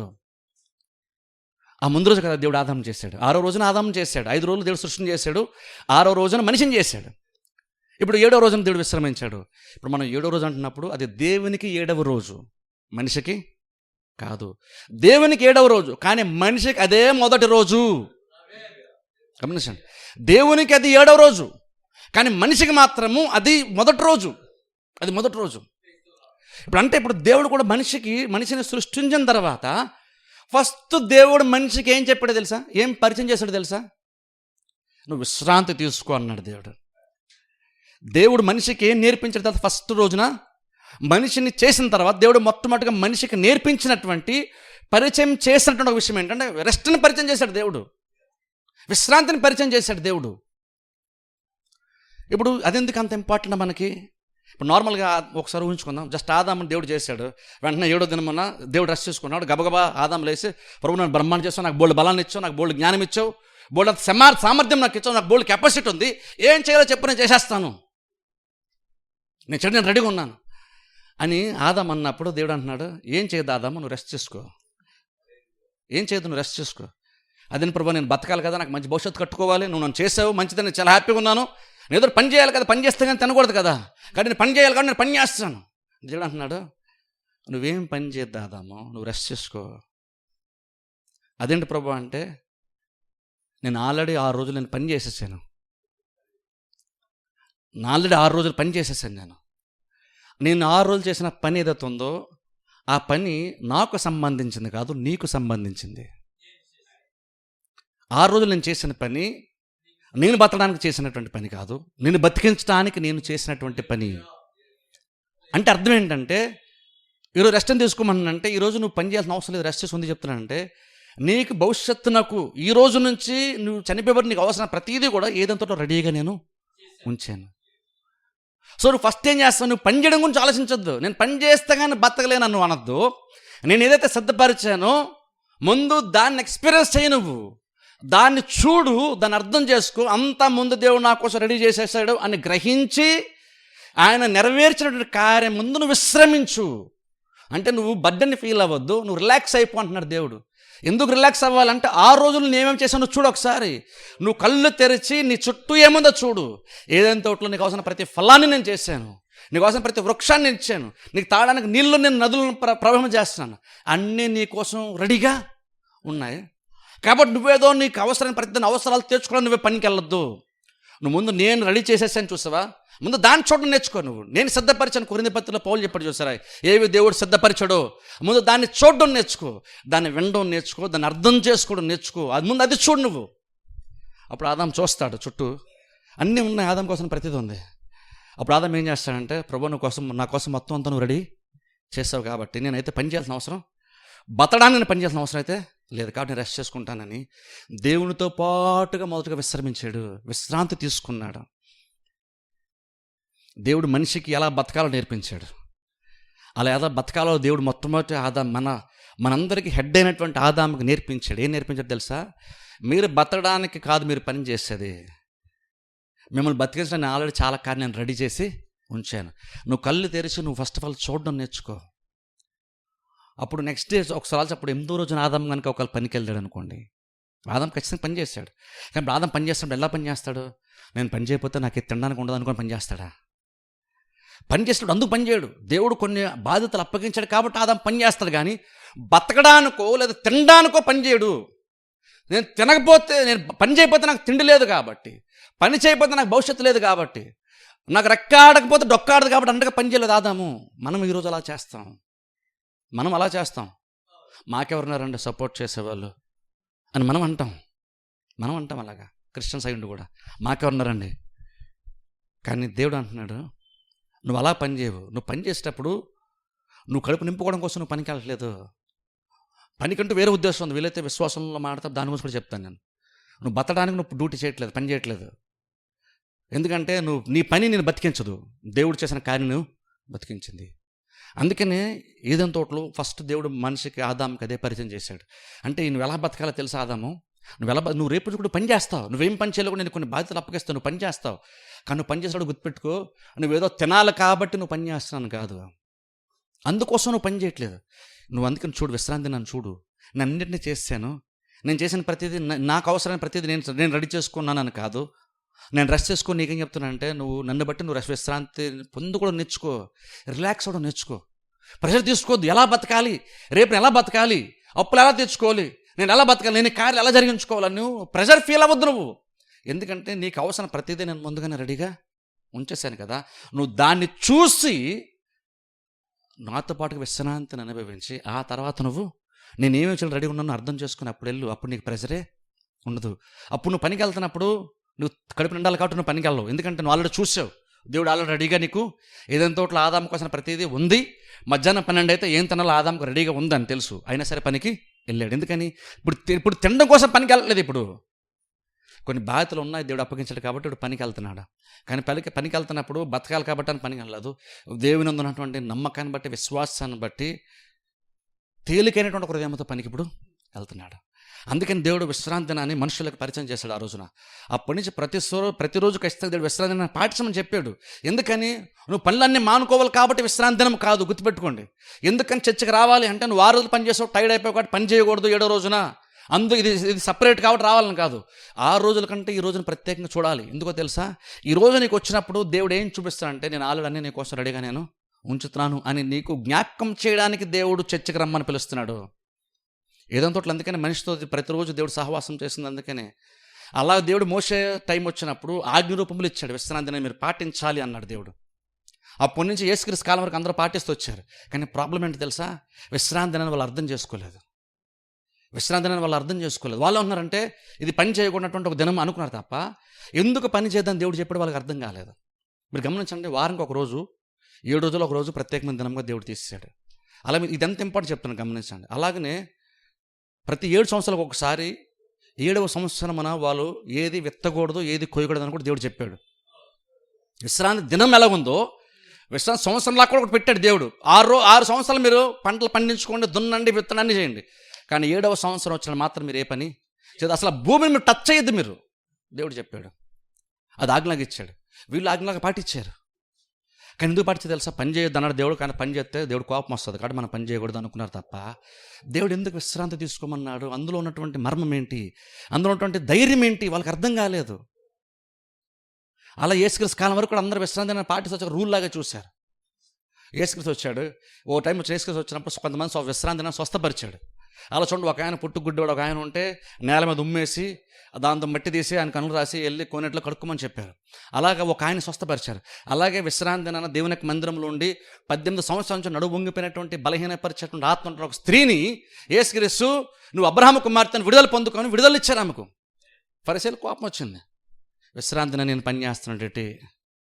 ఫరిసీయుల లెక్క వరకు ఏంటి తెలుసా? ఫరిసీయులకు సంబంధించిన వరకు ఆయన ఉమ్ము వేసి నేల మట్టి తీసి ఎలాగ దాన్ని పిసికి రాశాడంటే వ్యవసాయం పని చేసేసినట్టు వాళ్ళ దృష్టిలో. అంటే విశ్రాంతిని ఖచ్చితంగా వాళ్ళు పాటించారు. కానీ ఎలా పాటించారు? పని చేయకుండా ఉండడం వరకే చూశారు. కానీ అది ప్రత్యేకమైన అన్ని రోజులు లాంటిది కాదు. ఆ రోజు దేవుడు ఆస్వాదించాడు. అది మనకు ఆశీర్వాదం కొరకు దేవుడు దాన్ని ఇచ్చాడు. ఆశీర్వాదం జ్ఞాపకం రావట్లేదు వాళ్ళకి. వాళ్ళు స్ట్రిక్ట్గా మేము ఏదో ఫాలో అయిపోతున్నాం అంటున్నారు. కానీ మీకు తెలుసా, వాళ్ళమే విశ్రాంతి దినాన్ని మేము ఫాలో అంత పర్ఫెక్ట్గా ఎవరు ఫాలో అవ్వట్లేదు అనుకుంటూ యేసుక్రీస్తు విశ్రాంతి దినాన్ని మీరడని వాళ్ళు అన్నారు.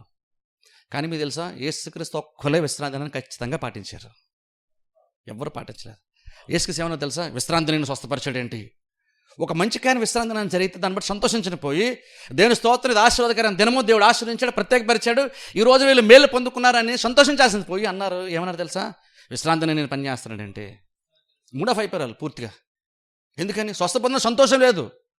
యేసుక్రీస్తు పని చేశారు, మూడ్ ఆఫ్ అయిపోయారు. అప్పుడు యేసుక్రీస్తు ఏమన్నా తెలుసా, ఈమె అబ్రహాము కుమార్తె కదా, ఓ రకంగా చెప్పారు కదా, యేసుక్రీస్తు విశ్రాంతి దినాన్ని నిజంగా పాటిస్తూ 100% ఆయన పాటిస్తూ ఇలా కొంతమంది స్వస్థపరిచి దేవుడు అనుగ్రహించేటువంటి విశ్రాంతిలోనికి వారిని కూడా తీసుకుని వెళ్ళాడు యేసుక్రీస్తు.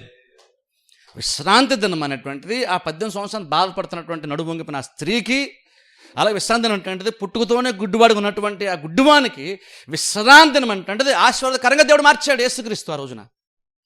కానీ అది ఆశీర్వాదం కోసం దేవుడు ఇచ్చిన అసలు ఫరిసీయులు అర్థం చేసుకోలేదు దాన్ని. ఇంకో విషయం మీకు తెలుసా, కేవలం 6 సంవత్సరాల తర్వాత 7వ సంవత్సరం మాత్రమే పంటలు పండించుకోవడం కాదు, హితవత్సరం అని ఉంది చూసారా. హితవత్సరం అంటే ఏంటంటే చూడండి, 7 రోజుల్లో ఒక రోజు ప్రత్యేకమైంది. 7 సంవత్సరంలో 7వ సంవత్సరం మీరేం పండించొద్దని ఒక సంవత్సరం ప్రత్యేకంగా దేవుడు తీసేసాడు. అలాగే 7 సంవత్సరాలు అంటే అలా 7 సంవత్సరాలు 7 సార్లు జరిగిన తర్వాత 49వ సంవత్సరం కూడా మరలా అది కూడా విశ్రాంతి సంవత్సరం. ఆ 49వ సంవత్సరం కూడా వాళ్ళు ఏది పండించకూడదు. అలాగే ఇంకో విషయం తెలుసా, దాని ప్లస్ కూడా దేవుడు అదనంగా ఇంకేం యాడ్ చేశాడంటే 50వ సంవత్సరం అంటే హితవత్సరం అన్నాడు. అంటే చూడండి, జూబిలీ సంవత్సరం అంటాను చూసారా, హితవత్సరం. 50వ సంవత్సరం మీరేం పండించొద్దు, ఏం చేయకూడదు అన్నాడు దేవుడు. అంటే అర్థం ఏంటి చూడండి, 7 సంవత్సరాలకు ఒకసారి 7వ సంవత్సరం వాళ్ళు ఏం వెత్తకూడదు, అది బాగానే ఉంది. కానీ అలా 7 సంవత్సరాలు గడిచిన తర్వాత 49వ సంవత్సరం ఏం వెత్తకూడదు, 49వ సంవత్సరం ఏం వెత్తరు. అలాగే మళ్ళీ ఇప్పుడు 50వ సంవత్సరం వచ్చింది కాబట్టి ఇది జూబిలీ సంవత్సరం కాబట్టి ఈ సంవత్సరం కూడా మీరేం వెత్తకూడదు. అంటే ఇప్పుడు ఏమైంది, 48వ సంవత్సరంలో వాళ్ళు ఏదైతే దేవుడు పండిస్తే వాళ్ళకి ఇచ్చాడో అదే 49వ సంవత్సరం తినాలి, 50వ సంవత్సరం కూడా తినాలి వాళ్ళు. కానీ దేవుడు ఏమన్నాడు తెలుసా, యాక్చువల్ మీరు బైబిల్కి వెళ్ళి చేత అక్కడ లేవికాండంలో బైబిల్ మనం చూస్తారు, దేవుడు అంటాడు 50వ సంవత్సరం వస్తుంది చూసారా, ఇలా విశ్రాంతి సంవత్సరం వస్తుంది చూసారు. ఇప్పుడు దేవుడు ఏమన్నాడంటే మీరు ఏం వెత్తకూడదు, భూమిలోంచి ఏదన్నా కనుక పండితే మీరు దాన్ని మాత్రమే తినాలి, కానీ మీరు ఏది వెత్తడానికైతే వీలు లేదు. ఇప్పుడు ఒకసారి ఆలోచించండి, ఈ విశ్రాంతి ఎంత ఇంపార్టెంటో ఈ దేవుడు అంతగా దీని మీద దృష్టి పెడతాడు చెప్తున్నాను. నువ్వు సంవత్సరం పొలం దున్నావు, కష్టపడ్డ విత్తనాలు విత్తావు, నీరు పూసి అన్నీ చేస్తావు, పంట చేతికి వచ్చింది, ఆ పంట సంవత్సరం అంతా నువ్వు తిన్నావు, బాగుంది. కానీ ఈ విశ్రాంతి సంవత్సరం 7వ సంవత్సరం వచ్చింది చూసారా, అప్పుడు నువ్వేం వెత్తకూడదు. భూమి తానంతట తాను ఏదన్నా కనుక పండిస్తే నువ్వు తినాలి, దాన్ని కోసుకొని తినాలి తప్ప నువ్వు మాత్రం ఏది కొత్తగా విత్తే పని అయితే నువ్వు చేయకూడదు. ఇప్పుడు ఆలోచించండి, నువ్వు గత సంవత్సరం విత్తావు కాబట్టి సంవత్సరం పంట వచ్చింది, కానీ 7వ సంవత్సరము నువ్వేం విత్తవు, అయినా సరే నీకు భూమి ఎంతో కొంత పంట ఇచ్చింది, అది నువ్వు తిన్నావు. కానీ నువ్వు విత్తితే నువ్వు ఎంతగా బతికావు, ఈ 7వ సంవత్సరం కూడా విత్తకుండా కూడా నువ్వు అలాగే బతికావు. ఒకసారి ఆలోచించండి దాని గురించి. నువ్వు 6 సంవత్సరాలు విత్తితే నీకు ఎంతైతే పంట వస్తుందో ఆ పంటతో నువ్వు బతుకుతున్నావు. కానీ 7వ సంవత్సరం చూసారు, అప్పుడు నువ్వేం విత్తకూడదని దేవుడు చెప్పాడు. విత్తకూడదు కాబట్టి సంవత్సరం అంతా వాళ్ళు ఉపవాసం ఉన్నారా, సంవత్సరం ఉపవాసం లేరు. ఇంకనూ భూమి ఎంతో కొంత పంట వారికి ఇచ్చింది, దాన్ని తినమనే దేవుడు చెప్పాడు. ఇప్పుడు మనం అనుకుంటాం ఏమి పండించకుండా వచ్చేదాన్ని మనకు సరిపోద్దా. బైబిల్ మీరు వెళ్ళి చూడండి, వాళ్ళు ఏం వెతకకుండా కూడా తిన్నారు, వాళ్ళకి సరిపోయింది. ఇది ఎంత గొప్ప ఆశీర్వాదం అంటే 49వ సంవత్సరం వచ్చేసరికి అది 7వ సంవత్సరం చూసారా, ఆ సంవత్సరం వాళ్ళు ఏమీ వెత్తకూడదు, అలాగే మళ్ళీ 50 సంవత్సరం కూడా ఇంకేం వెత్తకూడదు. అంటే 2 సంవత్సరాలు వాళ్ళు తినాలి. ఇప్పుడుది 48వ సంవత్సరం ఉంది, 49వ సంవత్సరం తినాలి, 50వ సంవత్సరం కూడా తినాలి. ఇప్పుడు ఇక్కడ హితవత్సరం కాబట్టి 50 సంవత్సరాలు పండించకూడదు వాళ్ళు. కానీ మీకు తెలుసా, ఆ 2 సంవత్సరాలు వాళ్ళు ఏమి పండించకుండా కూడా వాళ్ళు పోషింపబడ్డారు. ఏం వెత్తకుండా కూడా 2 సంవత్సరాలు పోషింపబడ్డారు వాళ్ళు. అది ఎలా సాధ్యమైంది అంటే వాళ్ళకి ఎంతో కొంత పంట భూమికి వస్తే దాన్ని మాత్రం వాళ్ళు తీసుకొని తినేవాళ్ళు. ఇప్పుడు అంటే ఎంతో కొంత దానికంతా అదే ఏదో అడుక్కున్నట్టు కదండి బతుకు. ఏం వెత్తకుండా వచ్చిందంటే ఎంత మిగిలింది ఏదో బొట్టి వస్తుందో దాంతోనే కదా బతకాలి మీరు అనుకుంటారేమో. కానీ బైబిల్కి వెళ్ళి చూడండి, వాళ్ళు ఏం వెత్తకుండా కూడా బతికారు, వాళ్ళు ఏం వెత్తకుండా కూడా సమృద్ధిగానే వాళ్ళు తిన్నారు, ఏ లోటు వారు లేదు. దేవుడు ఎందుకు అలా చేయమని చెప్పాడు తెలుసా, దానికి సైంటిఫిక్ రీజన్స్ చాలా ఉన్నాయి, కానీ అవన్నీ పక్కన పెట్టేస్తారు, టైంలో కూడా అవన్నీ ఎక్స్ప్లెయిన్ చేయను. కానీ ఎందుకు అన్నాడంటే, మీరు 6 సంవత్సరాలు విత్తి పంట కోసుకొని తింటూ ఉండగా 6 సంవత్సరాల్లో మీరు అది ఎక్స్పీరియన్స్ చేస్తాడు ఏమనుకుంటారంటే, మనం విత్తితే కానీ మనం తినలేము అని మీరు అనుకుంటారు. కానీ 7 సంవత్సరాలు వచ్చాడు నేను చెప్తున్నాను, మీరు విత్తకుండా కూడా మీరు తినగలరు అన్న విషయం నేను ప్రూవ్ చేస్తాను. కావాలంటే మీరు 7 సంవత్సరాలు మీరు విత్తడం మానేయండి అని దేవుడు కావాలని మానిపించేశాడు. అలా మానిపించిన తర్వాత కూడా వాళ్ళు తిన్నారు. అదేం ప్రూవ్ చేస్తుంది? వాళ్ళు ఏం తెలుసుకోవాలి అంటే, మనం విత్తుతున్నాము, పంట కోసుకున్నాం, బతుకుతున్నాం. కానీ మనం విత్తుతున్నాము కాబట్టే బతుకుతున్నామని కాదు, మనం విత్తుతున్నాము కాబట్టే తింటున్నామని కాదు. అందుకు కాదు మనం. ఎందుకంటే 7వ సంవత్సరం విత్తకుండా కూడా తిన్నావు. అది ఎలా తిన్నావు? అప్పుడేమవుతుంది? ఓహో, మన కష్టాన్ని బట్టి మనం బతకట్లేదు, దేవుని యొక్క ఆశీర్వాదాన్ని బట్టి మనం బతుకుతున్నాం. అది క్రిస్టియన్ అర్థం చేసుకోవాలని, తన ప్రజలు అర్థం చేసుకోవాలని దేవుడు పాత్ర బంధించి విశ్రాంతి దినాన్ని పాటించమని వాళ్ళకి ఇస్తూ వచ్చాడు. కానీ ప్రాబ్లం ఏంటంటే, మనం ఎప్పుడు కూడా దాన్ని అలాగ మనం చూడలేదు. ఈ ఆదివారం ఎందుకు ప్రత్యేకమైందో మనం ఎవరూ చూడట్లేదు దాన్ని. ఇక్కడికి వచ్చేది కేవలం ఏదో దేవుడు కొన్ని మేలు చేసాడనే కాదు, దేవుడు చాలా కార్యం జరిగించాడు. మనం ఆదివారం వచ్చినప్పుడు కొన్ని విషయాలు తెలుసుకుంటున్నాం. ఈ మైండ్ సెట్తో, ఈ ఆలోచన విధానంతో మనం మిగిలిన 6 రోజులు బతికే ప్రయత్నం మనం చేస్తాం. ఇది ముగింపు కాదు, ఇది బిగినింగ్ పాయింట్. మనకి 6 రోజుల్లో మనం ఎంత ధైర్యంగా బతకాలో, 6 రోజులు మనకి దేవుడు ఎలా సపోర్ట్ చేస్తాడు ఎక్కువ నువ్వు తెలుసుకొని, ఓహో నాకు వెనకాల ఎంత బ్యాకప్ ఉందా, నాకెంత సామర్థ్యం ఉందా, నాకెంత సపోర్ట్ ఉందా అని ఇక్కడ గ్రహించుకొని, అయితే నా కోసం నేను పెద్దగా కష్టపడాల్సిన పని లేదు, దేవుని యొక్క ఆశీర్వాదం నాకు ఐశ్వర్యం ఇస్తుందని గ్రహించి అప్పుడు వెళ్ళి మనం పనికి వెళ్తాం. అంటే పని చేసుకుంటే కానీ బతలే ఉంటాను, దేవుడు ఆశీర్వదించాడు కాబట్టి నేను పనికి వెళ్తున్నాను. అలా డ్యూటీకి వెళ్ళామనుకోండి, ఇప్పుడు నీకు పెద్ద ప్రెజరే యాక్చువల్గా ఉండదు. బట్ ఇంకా చెప్పండి, అప్పుడు నువ్వు పని చేస్తున్నప్పుడు కూడా దేవుని యొక్క ఆశీర్వాదం మనసులో పెట్టుకుని పని చేస్తావు. దేవుడు ఎలాగ నీకు సపోర్ట్ చేస్తాడు అర్థం చేసుకొని పని చేస్తున్నప్పుడు నీ చేతి పని కూడా వర్ధిల్లుతుంది. ఎందుకో తెలుసా? ఇప్పుడు నీ ఆలోచన విధానం మారింది. ఇప్పుడు నువ్వు వేరే ఆలోచనతో, ఆశీర్వాద సంబంధం ఆలోచనతో పనిలోకి అప్రోచ్ అవుతున్నావు. ఆ విధానమే నీ చేతి పనిని బెటర్గా మారుస్తుంది, నీ చేతి పని ఇంకా ఆశీర్వాదకరంగా మారుస్తుంది. అందుకని అలాగ ఆలోచనతో మనం వెళ్ళడం ముఖ్యం. అందుకని దేవుడు విశ్రాంతిని ఇచ్చాడు. ఇప్పుడు మీరు అనుకోవచ్చు, ఇప్పుడు న్యూ టెస్ట్మెంట్కి వస్తే కదా మనకు విశ్రాంతి లేదనుకుంటారేమో. చూడండి, విశ్రాంతిని ఉంచండి. ఒక లాస్ట్ ఒక వచ్చిన చెప్పి ముగిస్తాను నేను. హెబ్రీ పత్రికలోకి వెళ్దాం ఒకసారి. హెబ్రీ పత్రిక 4వ అధ్యాయంలోకి వెళ్దాం. ఇది చెప్పిన ముగించేస్తాను. హెబ్రీ పత్రిక 4వ అధ్యాయము. హెబ్రీ పత్రిక 4వ అధ్యాయము మొదటి వచ్చి నుండి మనం చూస్తే అక్కడ చూడండి, విశ్రాంతి చాలా విషయాలు అక్కడ మాట్లాడుతున్నాడు. ఆయన యొక్క చూడండి 4వ అధ్యాయం మొదటి వచ్చిన, ఆయన యొక్క విశ్రాంతిలో ప్రవేశించదని వాగ్దానం ఇంకా నిలిచి ఉండగా మీలో ఎవడైనా ఒకవేళ ఆ వాగ్దానమును పొందకుండా తప్పిపోనేమని భయము కలిగి ఇందుము.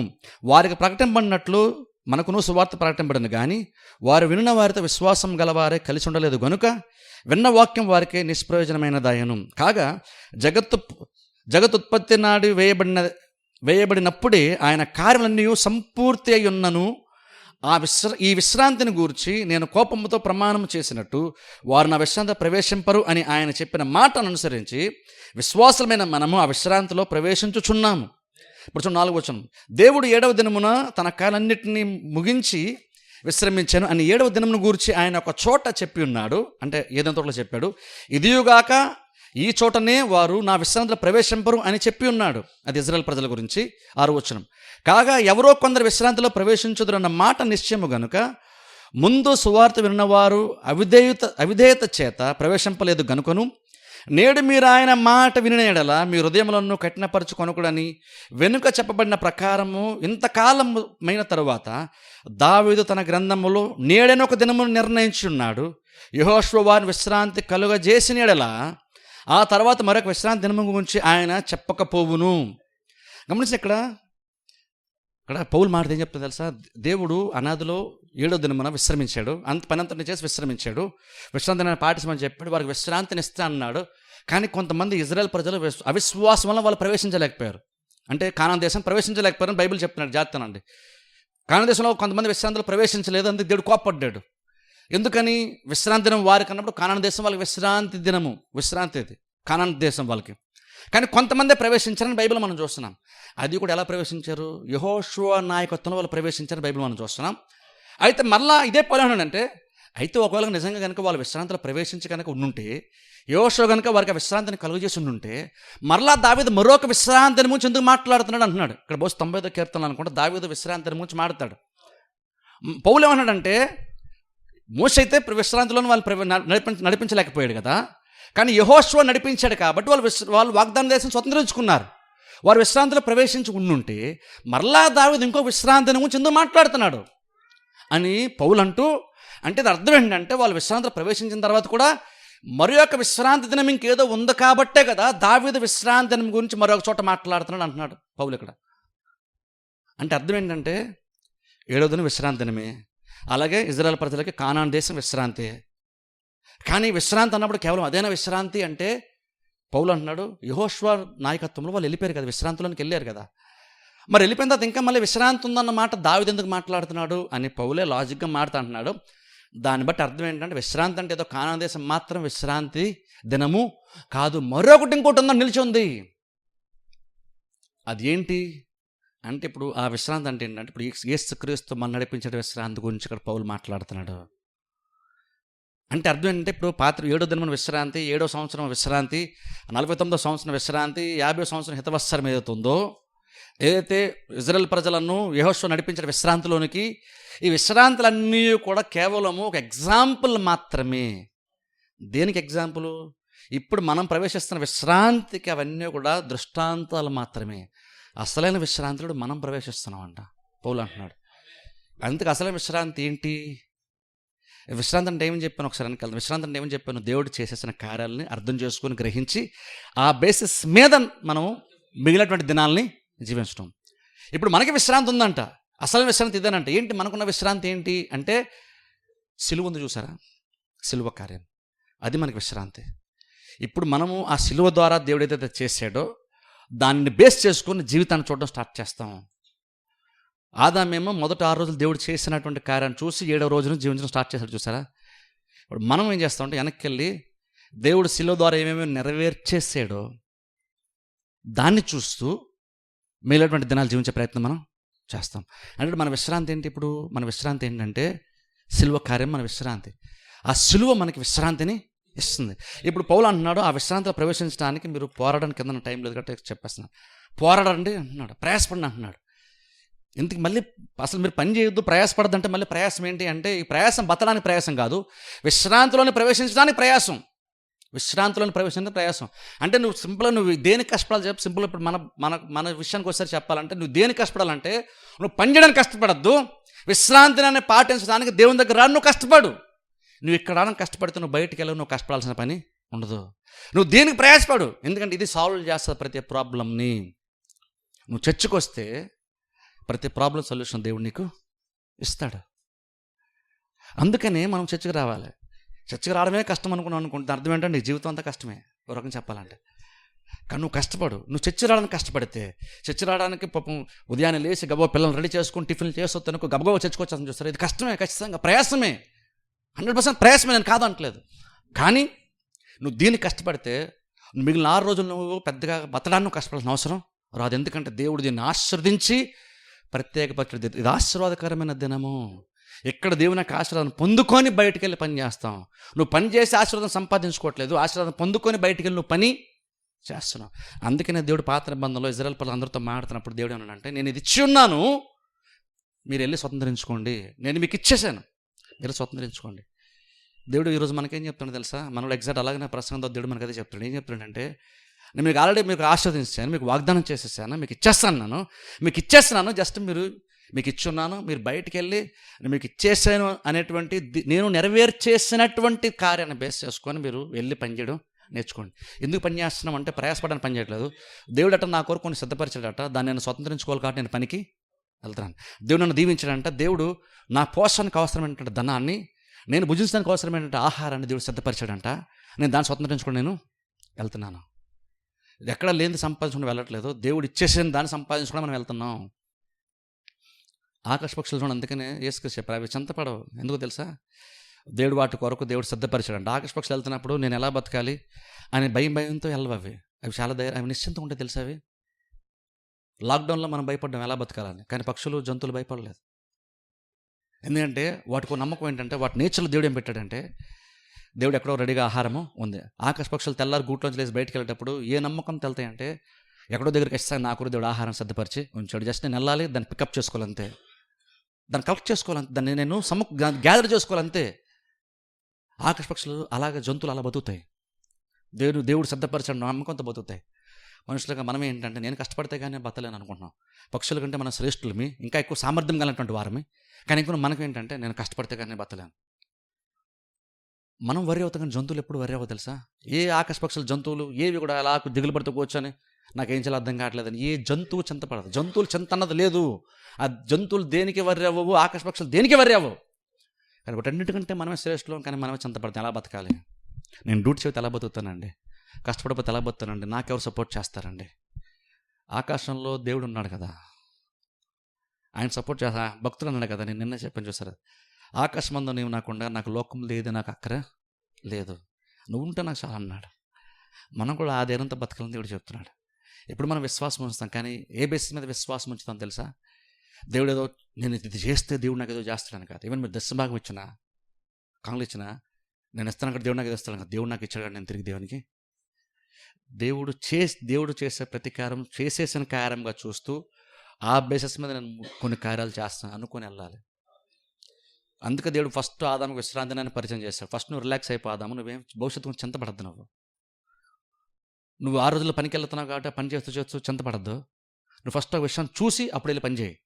ఏం చూడంటే ఏదంతా తోటను ఒకసారి చూడు, ఇక్కడ నీకోసం నేనేమో రెడీ చేశానో చూడు. ఆ తర్వాత నువ్వు పనికి, రేపు నువ్వు అప్పుడు పనికి వెళ్ళు. ముందు నేనేం నీకు రెడీ చేశానో గ్రహించి ఆ తర్వాత నువ్వు బయటికి వెళ్ళి పని చెయ్యి. క్రిస్టియన్స్కి కనుక మనం అర్థం చేసుకుంటే, ఈవెన్ ఇంకా చెప్పండి, నువ్వు కష్టపడ్డాను కూడా నువ్వు ఇష్టపడతావు. ఎందుకంటే నీకు ఒక విషయం తెలుసు. ఏంటి తెలుసు అంటే, నీ ప్రయాసం వ్యర్థంగా పోదన్న విషయం నీకు తెలుసు, నీ కష్టం వ్యర్థంగా పోదన్న విషయం నీకు తెలుసు. అప్పుడు ప్రయాసపడతావు. నేను ప్రయాసపడుతున్నా అండి, వర్ధిల్లుతాను లేదో, కష్టపడుతున్నాను జీతం వస్తుందో లేదో, నేను కష్టపడిన ప్రతి నాకు వస్తుందో లేదో నాదు. కీర్తన 1 మనం చూసి అతడు చేయడంతా సఫలమగును. ఎప్పుడు వస్తాం మనం ముందుకి ఎలా? అందుకని విశ్రాంతి మనం చాలా ఇంపార్టెంట్. ఈ ఆదివారం మనల్ని మీతో పాటు నాకేం సరే ఏం చేస్తుంటే, మీరంటే 6 రోజుల కోసం మనం వరవలసిన పని లేదు. 6 రోజుల కోసం ప్రతిదాన్ని కూడా ఆల్రెడీ దేవుడు అన్నింటి సమకూర్చాడు, అవన్నీ కూడా రెడీగా ఉన్నాయి. కాబట్టి నువ్వు చింతపడద్దు, నీకోసం దేవుడు అన్ని రెడీగా ఉంచాడు అని అర్థం చేసుకుని అప్పుడు సోమవారం నుంచి డ్యూటీలకు వెళ్తాం, మనం పని చేసుకుంటాం. ఎందుకంటే దేవుడు ఆస్వాదించాడంట. ఇప్పుడు అందుకే నేను పనికి వెళ్తాను. ఎందుకు పనికి వెళ్తున్నాను అంటే, దేవుడిని ఆస్వాదించాడు, నేను పనికి వెళ్తున్నాను. నేను పనికి వెళ్ళాలి కాబట్టి పనికి వెళ్తున్నాను, బతకాలి కాబట్టి పనికి వెళ్తున్నాను కాదు, దేవుడిని ఆస్వాదించాడంట. నేనేం చేసిన సఫలపరుస్తాడంట, అందుకని నేను వెళ్ళి చేస్తాను. అలా వెళ్తాం. పనికి వెళ్ళేటప్పుడు ఆదివారం మనం ఏం విన్నాం, ఏం అర్థం చేసుకుని దాన్ని బేస్ చేసుకుని వెళ్తున్నాం పనికి. అలా వెళ్ళినప్పుడు కష్టపడ్డాను, నువ్వు ఇష్టపడతావు, ఇంకా నీకు అప్పగించిన దానికంటే నువ్వు బెటర్గా పనిచేస్తావు, నువ్వు శ్రేష్టంగా నువ్వు పనిచేస్తావు. కానీ ఎప్పుడు గుర్తుపెట్టుకోండి, నువ్వు బతడానికి మాత్రం బేసెస్ నీ కష్టం కానీ కాదు, దేవుని యొక్క ఆశీర్వాదం ద్వారానే మనం బతుకుతాం. అదే దేవుడు విశ్రాంతి ద్వారా మనం నేర్పించే ప్రయత్నం చేశాడు. అందుకనే చర్చికి రావడం అంత ఇంపార్టెంట్ అంటాను. చర్చికి రాకపోతే అంత పెద్ద ప్రాబ్లం అంటాను. చర్చికి రాకపోతే నీకు మోటివేషనే లేదు, ఒక ప్రేరేపణ లేదు నువ్వు బయటికి వెళ్ళి పని చేయడానికి. నేను పని చేస్తే నా కష్టానికి ప్రతిఫలం వస్తుంది. ఎందుకంటే ఇచ్చేటువంటి ఆయన పరలోకంలో ఒక ఆయన ఉన్నాడు, ఆయన కష్టాన్ని చూస్తాడు. నాకు శాలరీ ఇచ్చేది నా పైన ఉన్న అధికారి కాదు, నా కష్టం ప్రతిఫలం ఇచ్చేది నా పరలోకంలో దేవుడు. అది నీకు ఇక్కడ ఆదివారం నేర్పిస్తాడు, దేవుడు నేర్పించి పంపిస్తాడు. అది అర్థం చేసుకుంటే పైన ఉన్నటువంటి మేనేజ్మెంట్ ఒకవేళ నేను నొక్కే ప్రయత్నం చేస్తాను, నువ్వు ధైర్యంగా ఉంటావు యోసేపులాగా. ఎందుకంటే ఖచ్చితంగా నా దేవుడు నాకు చూస్తున్నాను, నా దేవుడిని ఆస్వాదించి అన్నాడు. ఈరోజు కాదు రేపు ఖచ్చితంగా నేను పైకే వస్తాను. ఇది ఇక్కడ ఇది నమ్మి వెళ్తే, ఇది నమ్మకుండా వెళ్ళామనుకో, బయటకు వెళ్ళాను అనుకోండి, నేను అంత కష్టపడుతున్నా, ఈ కంపెనీలో పనిచేస్తే ఈయన కింద పని చేస్తే నేను పైకి రాలండి, ఎందుకంటే నన్ను నొక్కేస్తారండి, నాకు ఎక్కువ కష్టాన్ని తీసేసుకుంటారు, నాకు పని ఎక్కువ, ప్రతిఫలం ఎక్కువ నాకు ఇవ్వరు. అప్పుడు పయ్యుల మీద సనుక్కుంటాం, పైన చూస్తున్నారు కాబట్టి అనే పని చేస్తాం, దొంగ పనిలాగా చేస్తాం, చూస్తున్నారు కాబట్టి పని చేస్తాం. క్రిస్టియన్కి మనకు అలా అవసరం లేదు, ఎందుకంటే దేవుడు పరలోకం చూస్తున్నాడు, నీ కష్టం దగ్గర ప్రతిఫలం దేవుడు ఇస్తాడు. ఒకవేళ ఎవరన్నా సరే నీ కష్టాన్ని కొంతకాలం దాచుకున్నది కొంతకాలమే, ఓ టైం వస్తే దేవుడు దానికి వడ్డీతో సహా చక్కెర వడ్డీతో సహా మొత్తం అన్ని వడ్డీలు కలిపి, ప్రపంచంలో ఎన్ని వడ్డీలో అన్ని కలిపి దేవుడు రెడీగా నెక్కిచ్చేస్తారు ఖచ్చితంగా. ఇజ్రాయెల్ ప్రజలు అలా కదా, చాలా కాలం పాటు ఫరో బానిసగా వెట్టి చక్కెర చేయించుకున్నాడు. ఓ టైం వచ్చినప్పుడు మొత్తం బంగారం డబ్బు అంతటిని సమకూర్చి వాళ్ళకి చేతుల్లో పెట్టి దేవుడు ఇజ్రాయెల్ ప్రజలను ఐగుప్తులను బయట తీసుకొచ్చాడు. విడుదల ఎక్కువ అనుకుంటే మీ కష్టాన్ని కూడా నేను ఇస్తాను దేవుడు ఇచ్చాడు. దేవుడు అలాగే దేవుడు ఆశ్చర్యస్తాడు. జస్ట్ నీకు విడుదల మాత్రం ఇవ్వడానికి దేవుడు ఇష్టపడతాడు, నువ్వు కష్టాన్ని తగ్గ ప్రతిఫలం దేవుడు ఇవ్వడానికి ఇష్టపడతాడు. అది ఎప్పుడంటే ఇక్కడికి వచ్చి నువ్వు విశ్రాంతి నువ్వు అర్థం చేసుకొని దేవుడు ఏం చేస్తాడు అర్థం చేసుకున్నప్పుడే నువ్వు బయటకు అలా వెళ్తావు, అలా పని చేస్తావు, ఈ ఆశీర్వాదం అర్థం చేసుకుంటావు. ఈ ఆశీర్వాదమే నేను బతికింపు చేస్తాను, నీ కష్టము కాదు. అందుకని విశ్రాంతి దినం ఇంపార్టెంట్. దీన్ని తెలుసుకొని ఎందుకు వస్తున్న చర్చకి అర్థం చేసుకుని రండి, వాక్యం అంటే బలపరచబడండి, ఆ బలంతో వెళ్ళి పని చేస్తాం. అల్టిమేట్గా ఏంటంటే కష్టం కాదు, యెహోవా ఆశీర్వాదం మనకు ఐశ్వర్యాన్ని ఇస్తుంది. ప్రార్థన చేసి అందరూ తల వంచి కళ్ళు మూసుకోండి. మమ్మల్ని మిక్కిలిగా ప్రేమిస్తున్న పరమ తండ్రి, పరిశుద్ధ దేవ, మీకు వందనాలు స్తోత్రాలు చెల్లిస్తున్నాం తండ్రి. ఉదయకాల ఎంతవరకు ప్రభు నీ మందిరంలో కూడి మిమ్మల్ని స్తుతించి ఆరాధించి ప్రభు యొక్క వాక్యం ఉండని పిలిచిన అవకాశం బట్టి మీకు స్తోత్రాలు ప్రభు. విశ్రాంతి గురించి మాకు దినాన్ని బోధించారు ప్రభు, మీరు ఆస్వాదించి ప్రత్యేక పరిచయ దినాన్ని ప్రభు. ఈ దినాన్ని తండ్రి మేము విశ్రాంతిలో ప్రవేశించడానికి ప్రభు మీరు మాకు ఇచ్చిన ఈ భాగ్యాన్ని బట్టి యోగ్యతను బట్టి మీకు వందనాలు ప్రభా. ఈ లోకంలో తండ్రి మేము ఒంటరి వారం కాదు ప్రభా, మాకు మేముగా మా జీవితాలు కట్టుకోవాలని, భవిష్యత్తును మేమే సిద్ధపరచాలని కాదు కానీ తండ్రి, మాకు మంచి భవిష్యత్తును ముందుగా నువ్వు సిద్ధపరిచి ఉన్నావు ప్రభా. దాన్ని మేము తెలుసుకుని, దాన్ని అర్థం చేసుకుని ప్రభా, దాన్ని స్వతంత్రించుకోవడం కొరకు మాత్రమే ముందుకెళ్తున్నాము, కష్టపడుతున్నాం, పనిచేస్తున్నాం అనేటువంటి గ్రహింపుని మేము కలిగి బ్రతడానికి సహాయం చేయమని ప్రార్థిస్తున్నాం ప్రభా. వెత్తబడిన వాక్యం ఫలింపు చేయండి, దీవించండి, ఆశీర్వదించండి. మా సంఘం ఎంతమంది ప్రభా చేతి పనులు చేస్తూ ఉద్యోగాలు చేసుకున్నారు వారందరూ ప్రార్థిస్తున్నాం ప్రభా. వారందరూ తండ్రి విషయాన్ని గ్రహించి ప్రభా వారు పని చేసుకోవడానికి సహాయం చేయమని ప్రార్థిస్తున్నాం. మా ఉద్యోగాన్ని బట్టి మేము బతకం ప్రభా, మీ ఆశీర్వాదాన్ని బట్టి మేము బ్రతుకుతాం. కానీ తను మొదటిగా మీ విశ్రాంతిలోని ప్రవేశించి ఆ తర్వాత ప్రభా మా బాధ్యతలు మేము నెరవేర్చుకోవడానికి మాకు సహాయం చేయండి. గ్రహింపు ప్రతి వారికి మీరు దయచేయమని ప్రార్థిస్తాం. మీరు మాకు ఇచ్చిన విశ్రాంతిని మన తండ్రి మేము నెమ్మది కలిగి బ్రతకడానికి మాకు సహాయం చేయండి. మా ఆత్మల ప్రభా విశ్రాంతిని, నెమ్మదిని ప్రభా మీరు కలుగజేయమని ప్రార్థిస్తున్నాం. విత్తబడిన వాక్యం ఫలింపచేసి దీవించి ఆస్వాదించమని యేసుక్రీస్తు నామమును ప్రార్థిస్తున్నాం మా పరమ తండ్రి. ఆమేన్.